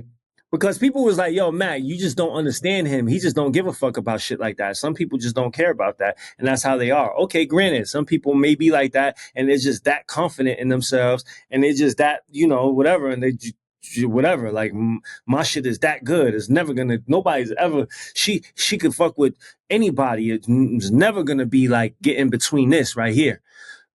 Right. If that's the case, then okay, fine. But I know 100% that's not the case because, like you said, before all of this, he said that he would not feel comfortable doing that. So because he said that a year ago, the only reason why he's comfortable doing it now is because she talked him into it, right? She talked him into it. So that being said, I know that his manhood feels like, he compromised his manhood. I know he feels like that. I know when he sees the jokes, and that's why I constantly made those jokes because I knew that it was a button to press. I mean, he put the button there, so I might as well just keep on pushing the button. You know what I'm saying? He's pushing my button. I might as well push his button.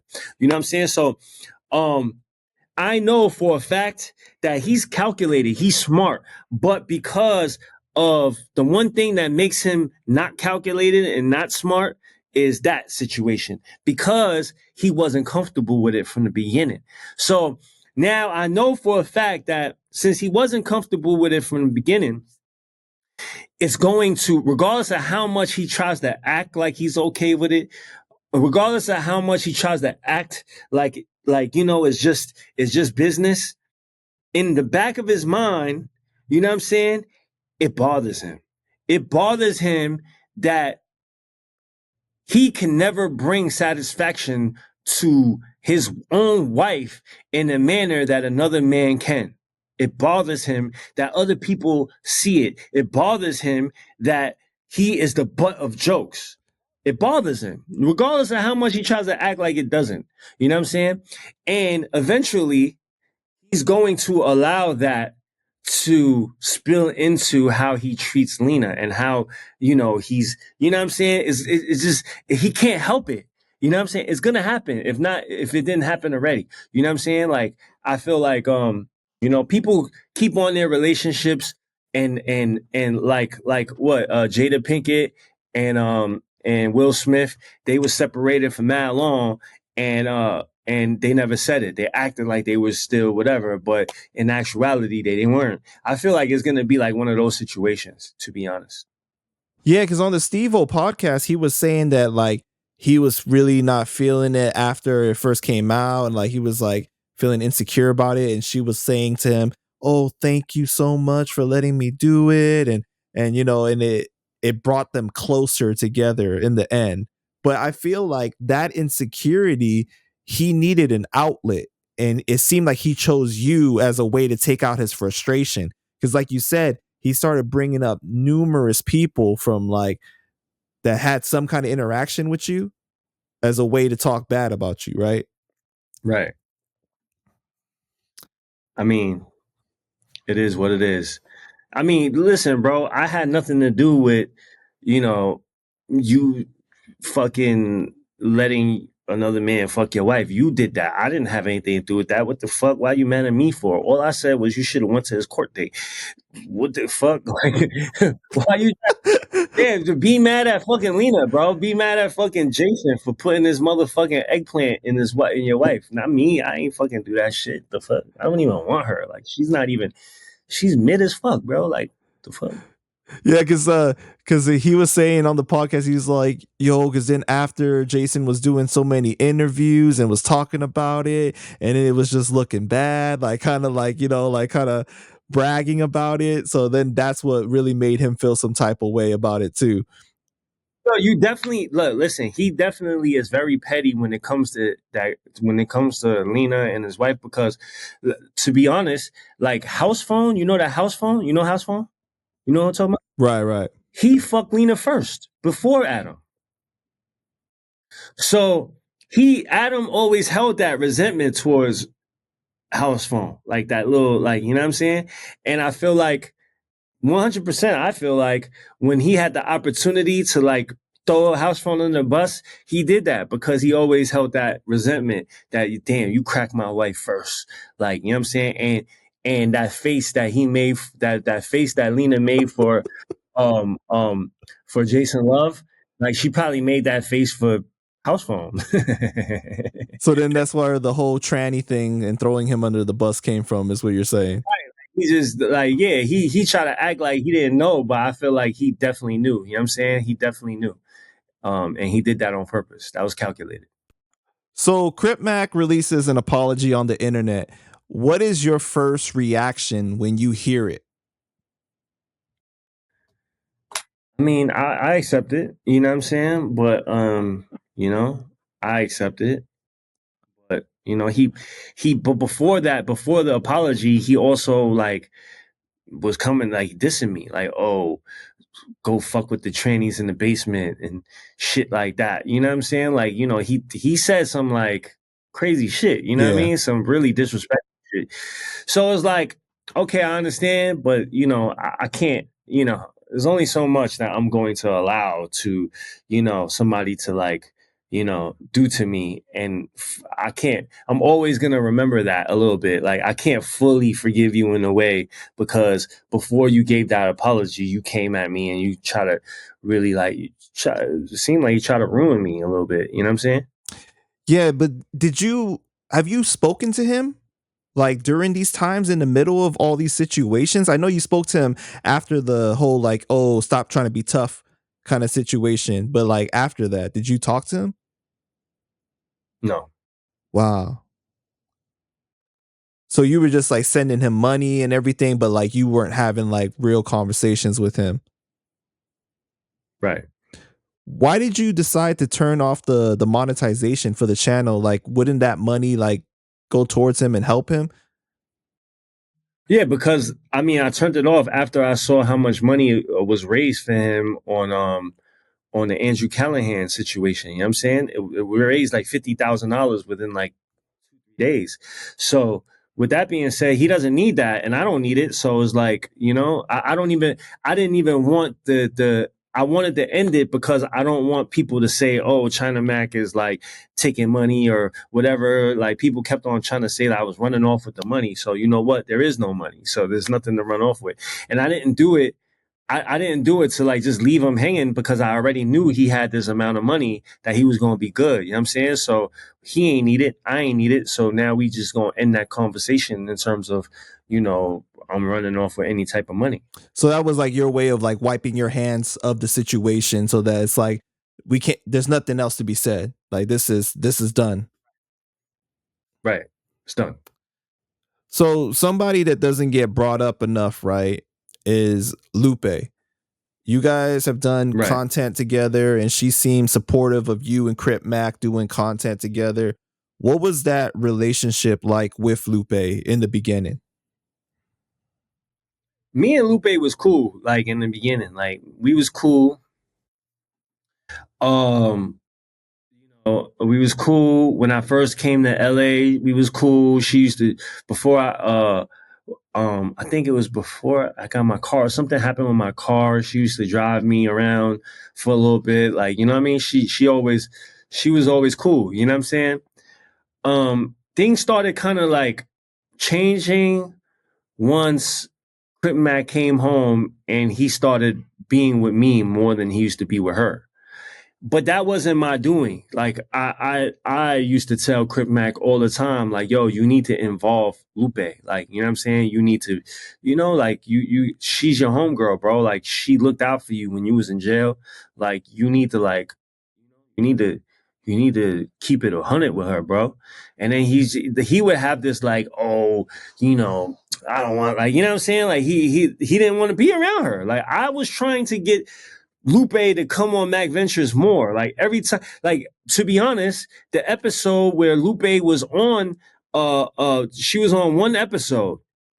He got mad at me for bringing her on. He Wow. got upset at me for bringing her on. You know what I'm saying? And I say, yo, Mac, you can't be like that, bro. Like you gotta show people that show you love. You gotta show it back, bro. You can't just like. And he didn't want to do it. He did not want to. He was not fucking with her, bro. For some reason, he didn't want to make content with her. He was fucking with her, like he was calling her every day, but he didn't want her to be in our content. And that was his choice. It wasn't my choice. You know what I'm saying? Like I was trying to get ODM to be a part of it. I was trying to get all of the people that was like around him. I was trying to keep them involved with it. But he didn't want to do it. You know what I'm saying? So if he didn't want to do it, that was his choice. And she felt some way about that. You know what I'm saying? She felt some way about that. And she took it out on me, and I don't understand why, you know what I'm saying? Because, I always treated her right, you know what I mean? I always treated her family right. When her house caught on fire, I was the person that made the GoFundMe to get her family money. You know what I'm saying? I was the person that donated money. I was the person that always was like I always treated her with respect and her family with respect. So I really didn't understand the hostility she directed towards me. You know what I'm saying? And I ain't got no hostility towards her. I ain't gonna say nothing bad about her. Like, it's just, but hey, yeah, what can I say, bro? I'm not going I'm not going to entertain that. You know what I mean? Because it's not going to do me any good, and I don't need to do that. You know what I'm saying? So, she's made a couple videos coming at me, talking bad about me, but at the end of the day, I don't understand where that's coming from, and I ain't gonna respond to it. You know what I mean? Yeah, because like you viewed her as being like a part of the team, like we all in this family now. So like that's why you were willing to go out of your way to try to help, right? When something came up, like that's like you view like, oh shit, Yeah. See, one thing about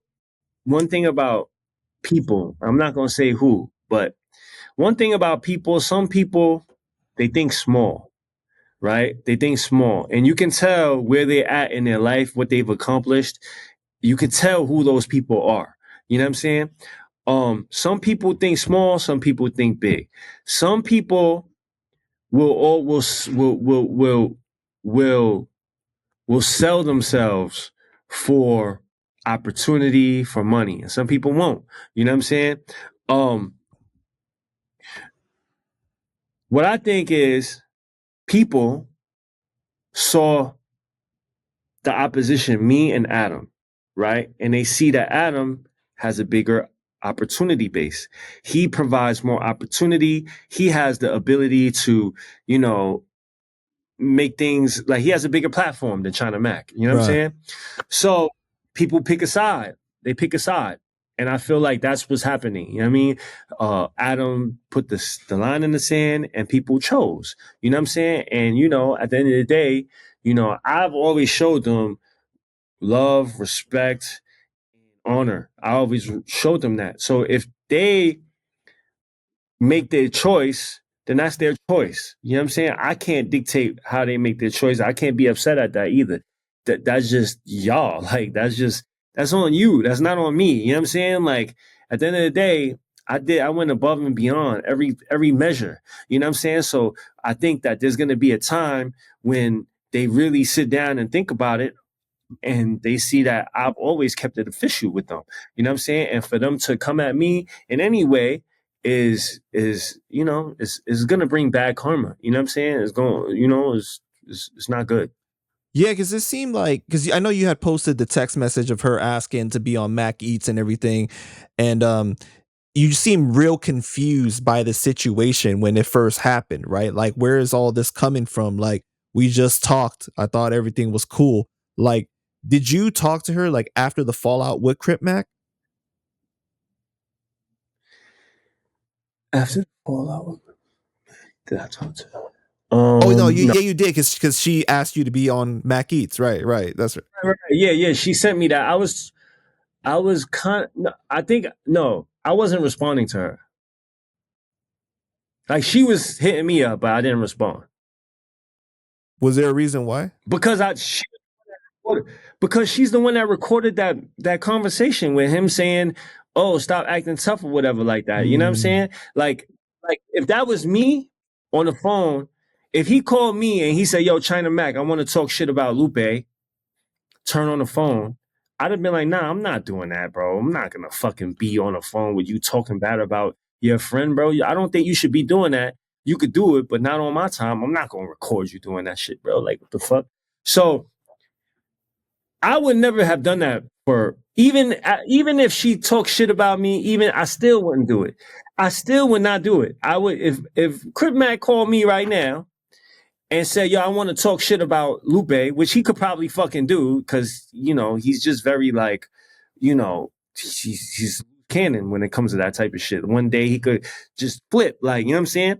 So, um, if he was to call me and say that, even after all the shit she said to me and try to bash me and all that, I would say, no, I'm not doing that, Mac.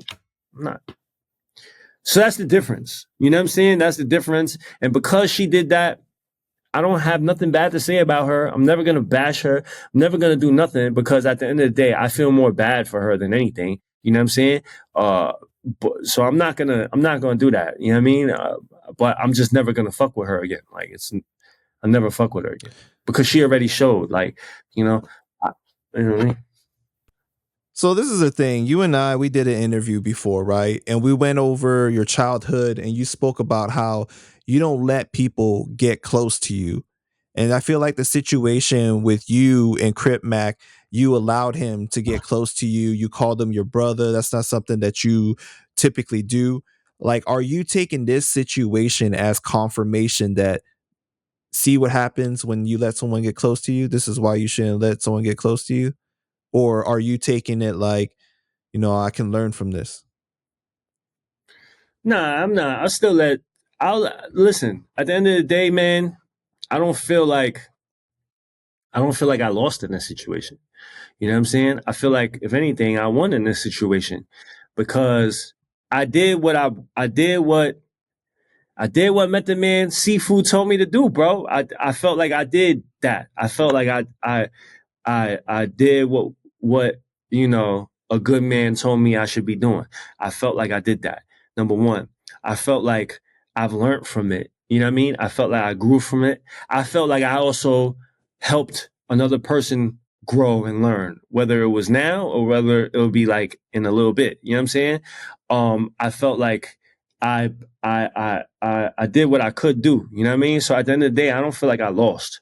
You know, um, and yeah, so I don't look at it like, damn, I let him in, but I didn't let him in like that.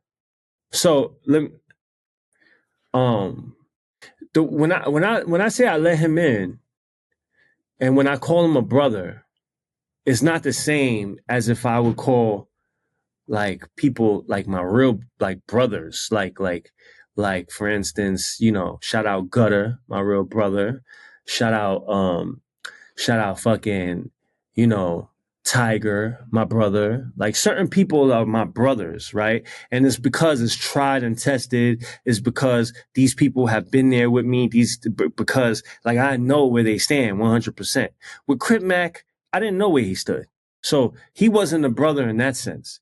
He was a brother in the sense of I saw that he was in the position that I once was, and I looked at him like a little brother, like somebody that, you know, that needed some help and that I could relate to. Like I looked at it at him in the brother in that way. But I didn't look at him in the brother in the sense of like, yo, he's somebody a ride or die. He's like boom boom, because I didn't know. I didn't have that interaction with him to know. You know what I'm saying? But now that I do know, now we did have an interaction, and this was the result. Then I know that okay, this can never pass this level. You know what I'm saying? Because that ain't there. You know what I'm saying? So I didn't let him in that sense. I just let him in the sense of, helping somebody. Like, you know what I'm saying? And when you help somebody, you shouldn't care about the result of the help for like your result. You know what I'm saying? Because I didn't do it for my result. I did it for, his result. You know what I'm saying? I did it to help. You know what I'm saying? So, I don't look at it like a loss again. Yeah, in the end, like your heart was in the good place, like was in the right place. So no matter how it turned out, at least you know that you genuinely were trying to do the right thing. Facts. Can you find it in your heart to eventually forgive him and work with him again? Like in the future? I mean, I forgive him now. Mm-hmm. You know what I'm saying? But work with him again, I don't know. I don't know. I don't know if he'd be interested in that. I don't know if I'd be interested. You know what I'm saying? I don't know if I think, some things you don't know. I don't know. I'm not going to say yes or I'm not going to say no, but right now it's no.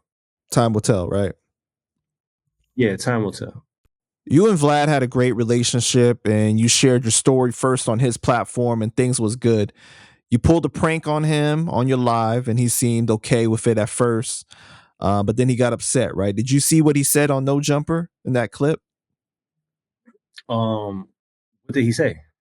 He basically said that, that he is not just some regular person, like he's a business owner. And in that situation, you put him in a possible situation where he could have caused harm or harm could have been caused to him. And, so like it was like you put him at risk when you told him, oh, you don't need to bring security. And it was like a whole thing like that. How could have he caused harm on anybody? He said that he put his hands in his pocket and he had something on him. He didn't have a gun, but he had something on him where he was potentially could have pulled out and did something, if he felt like his life was at risk. He had mace in his pocket, bro. What the fuck harm could he have done with that? The only harm he could have did was like, fuck up the computer equipment. Like, what the fuck? Like, yo, bro. Like, to be honest, I'm going to keep it a buck. Vlad, he gave me an opportunity. I appreciate him forever for that. So I'll never talk bad about him. You know what I mean? But since he came out and said that, I'm going to say this. Vlad has put me in positions a lot of times. Like precarious situations. Like I'll say one thing and Vlad would put in the fucking titles, oh, China Mac said, fuck Dave East and he's not a real Crip. And that's not what the fuck I said. You know what I'm saying? So Vlad has put me in positions where I was uncomfortable many times. Many times. That wasn't the only time. You know what I'm saying? So when I pranked him, I felt like, I didn't try to make him feel a certain way. At the end of the day, like he's not a tough guy. You know what I'm saying? You're not a gangster. You're not anything like that. You know what I'm saying? You are a fucking interviewer. You know what I'm saying? And what I felt was like, okay, he's never been put in that position. It would be funny to see him react in a situation like that. I knew he ain't had no gun on him. You know what I'm saying? I knew, and I didn't, and I made sure that the people that was doing it wasn't directing the energy towards him. So at the end of the day, the only thing that would have went wrong was his reaction. If he would have been scared or whatever, right? That would have been the funny. Like if he was scared, like, oh my God, like that would have been funny to see Vlad in that position because everybody sees Vlad in a position of putting other people in uncomfortability. You know what I'm saying? I felt like it would be, I felt like it would be a juxtaposition to put him in an uncomfortable situation. You know what I'm saying? But at the end of the day, he put me in an uncomfortable position. So it's not like like it's just a part of the, I thought it was just content. You know what I'm saying? Um, I didn't mean to disrespect him. I didn't mean to do anything like that. You know what I mean? I thought it was be funny. You know what I mean? He He didn't said feel that he said that like, oh, like I may not be like a gangster or anything like that, but I've been in home invasions, and like I got a gun and I've used it or something like that. Like he's saying just because I'm not a tough guy doesn't mean that like if my life is put on the line that I'm not gonna have a human instinct to try to survive, basically. And he was right, but saying, what? How did I put his life in the line? Like that wasn't the prank. The prank wasn't him being put in the line. The prank was other people, you know, going at it, and they didn't say one thing to Vlad. So it wasn't like I had two people come in and Vlad, yo, you's a bitch, I'll rob you and shit like that. It wasn't that. So he wasn't put in a danger in the prank. The prank was just other people and he just seeing his reaction and what happens. And I thought that the prank showed that he wasn't scared. You know what I'm saying? I thought that the prank showed who he really was. I thought that the prank show, but even if it didn't show that, it would just show like, oh, prank. I mean, he would be scared. You know what I'm saying? But he would just be scared in other things going on around him. I didn't have people direct that energy towards him. So, I mean, some people might think that it would be distasteful. Maybe it was. Maybe it wasn't a good choice. Maybe, the prank wasn't a good choice. But I felt like, me and him had a good enough of a relationship that he would, he wouldn't feel personal about a prank like that. You know what I'm saying?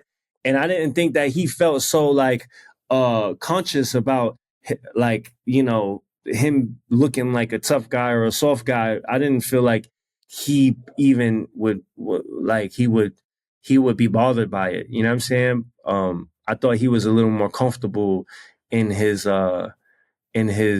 manhood, I guess to say, than to be upset at that. Because I wouldn't be upset. Somebody pranked me, I wouldn't be upset. I'll laugh. Like, you know what I'm saying?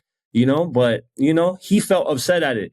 I mean, it is what it is. I can't be mad at him for being upset, but at the same time, like like I said, bro, he put me in several times. He put me in uncomfortable positions. You know what I'm saying? That made me look a certain way. That made my relationships with different people look a certain way. You know what I'm saying? So I just felt like you know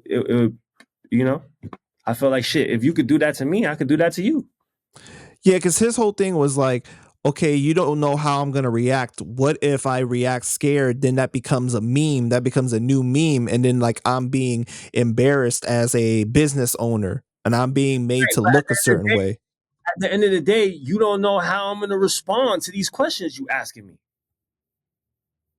Right.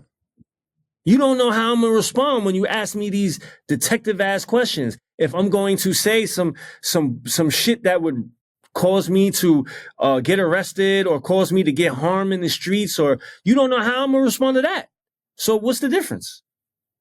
How you respond is how you respond, right? Yeah, because he was saying like he doesn't wish anything bad on you. Obviously, like he says that you guys are still cool. It's no beef or anything, but he just didn't feel comfortable with you being on his platform after the fact, and that he spoke to you and told you like like that wasn't cool or something, and he said that you said, oh, I wasn't really thinking about it. I guess I didn't think about it enough. I was just trying to make a viral moment. I mean, I don't know if I said that, um, but yeah, I mean, at the same time, like I'm gonna go back to that, bro. I'm gonna go back to listen. He felt uncomfortable. You know what I'm saying? And the possibility of him acting reacting in a way that would make him look bad is the same as him asking me questions that I could possibly answer that would make me look bad. You know what I'm saying? Like he holds no punches when he asks questions and shit. So like, he's asked me plenty of questions where it was like, what the fuck? Like, you know what I'm saying? So, I mean, at the end of the day, he's a content creator. I'm a content creator. He asked certain questions and I did certain content. At the end of the day, like, it's his choice not to bring me back on. But who's to say I even want to go back on? You know what I'm saying? Like, again, I respect the fact that he gave me an opportunity, and it was on that platform where a lot of people, found me and learned of me. But that platform didn't make my career. Like, it helped give me a boost. You know what I'm saying? It helped give me a platform to make a career for myself. But there's plenty of people that went on his platform that didn't make a career for themselves. You know what I'm saying? I did that myself. It was my work that helped make me known past Vlad. So I do appreciate Vlad. I never talk shit about Vlad, but you know, say I wanted to go back on that platform. Because his whole thing was like, he said that because it was live, like if you were to like to play devil's advocate, if you were to say something in a question, right, and you didn't want it to come out because it's pre-recorded, you could ask him not to put it out. But because that thing is live, he says that I don't usually do live content because I don't know what's going to happen, especially because the way that he kind of painted it was like you told him, oh, it's just going to be us. It's just going to be us in this little studio space or whatever. Like, it's like my apartment or whatever. And like, you gave him the impression that it was going to be kind of like a controlled setting. Right. I mean, it was a prank, bro. Like, Right. like, it was a prank, bro. Like, I didn't know that, like, I loved Ashton Kutcher's show. Like, I used to watch that shit all the time. MTV Prank. Punked. Yeah, Punked.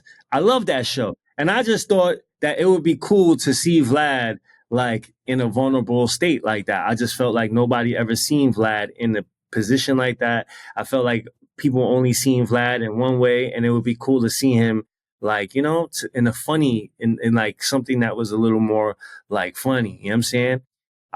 Was it a bad choice? Maybe. You know what I'm saying? Was it I'm sorry that he felt like that, you know what I'm saying? But am I gonna cry about it? No.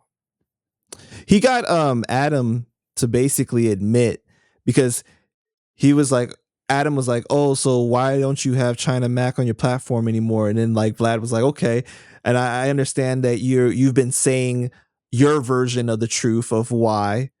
And so, because you know how Adam has been trying to say that it's because of the whole AD fight. So he kind of Right. got Adam to admit that, yeah, like you're spinning your own narrative about why, when that's not really the case. Like, this is the reason why. And then he went in to explain. Right. I mean, there you go. Motherfucking Adam is a liar. He just spins shit, and but I said that though. That's what I said. Like, you know what I'm saying? Like, and I'm glad Vlad, went up there and told the truth. Like, yeah. Fucking Adam is a liar, bro. Yo, Mac, man, I just want to say I appreciate your time, bro. You got anything else you want to let the fans know before we go ahead and wrap it up? Nah, man, I appreciate you. Everybody, you can check me on China Mac TV. New content dropping all the time. Make sure y'all subscribe. And you already know. I'm about to You go. got new music on the way too, though, don't you? Oh yeah. I got new music. I'm working on some music. I'm working on a few things, man. You know what I'm saying? What's that that song that you just dropped like a week ago with that Asian cat? He's like rapping in Chinese and shit. Yeah, Castle. yeah. It was like a freestyle. It wasn't like a song. It was like more of a freestyle type thing. That shit was hard though. Thank you, bro. Appreciate that. Yeah, that was dope, man. The video was cool too. But yeah, you guys make sure you guys go check out the content and everything, bro. Like, run it up. He's making great content right now internationally, so we got to definitely come through and support, man. Right. Well, before we go, what do you think about the content? What's your take on the content that I've been dropping? I love it, man. I love the more, the international vibes of you being able to go to these places and really give people an idea of what it's like. I feel like you exposing a lot of people to something different. Of course, like you got a lot of Asian followers, so they might be familiar with it. But then you got hip hop fans that may be of Latino background or black or something, and then they don't know what it's like over there, and they seeing it through your eyes, seeing it through your platform, and you showing them. I think that the vlog style content is really dope, because it's almost like we there with you seeing it, you know. Right. So I like that, and I think it's cool that you edit in your own videos now and doing your thing, man. Right. Let me ask you a question. What did you expect for me to like bounce back with? Like, what did you think I was gonna do, after all of this Crip Mac and Adam22 thing, and like Adam saying that, oh, my career is over now since Crip Mac is gone, and what are you gonna do now? What did you think I did you were you worried about the status of my career, and what did you think would work, or what was your? I'm curious as to see like what your mind state on that was. Well, like I told you, man, like I've been following your career since like the very beginning. So I've already seen the traction that you've had, seeing you through the times where you wanted to quit rapping, where you know what I'm saying? Like just like I've seen it all already. So like I seen you at the highs and the lows. So I knew you would end up back on your feet regardless. I mean, you built the fan base and have the following regardless of who's around you. So I knew that you would figure something out. I mean, one thing that I've learned from watching you is just that you always thinking forward, like steps ahead. You know what I'm saying? Like you realize that this content can't exist for a long period of time. People gonna get bored of it. What's the next thing that I'm gonna go step to? So I knew that you would figure out something, and I had no doubt that you would be able to find something that the people would like. Oh, okay, all right. All right, no doubt. I got to slide now. I'm done with this time, but Yo, I man. appreciate. Yeah, bro, no doubt, man.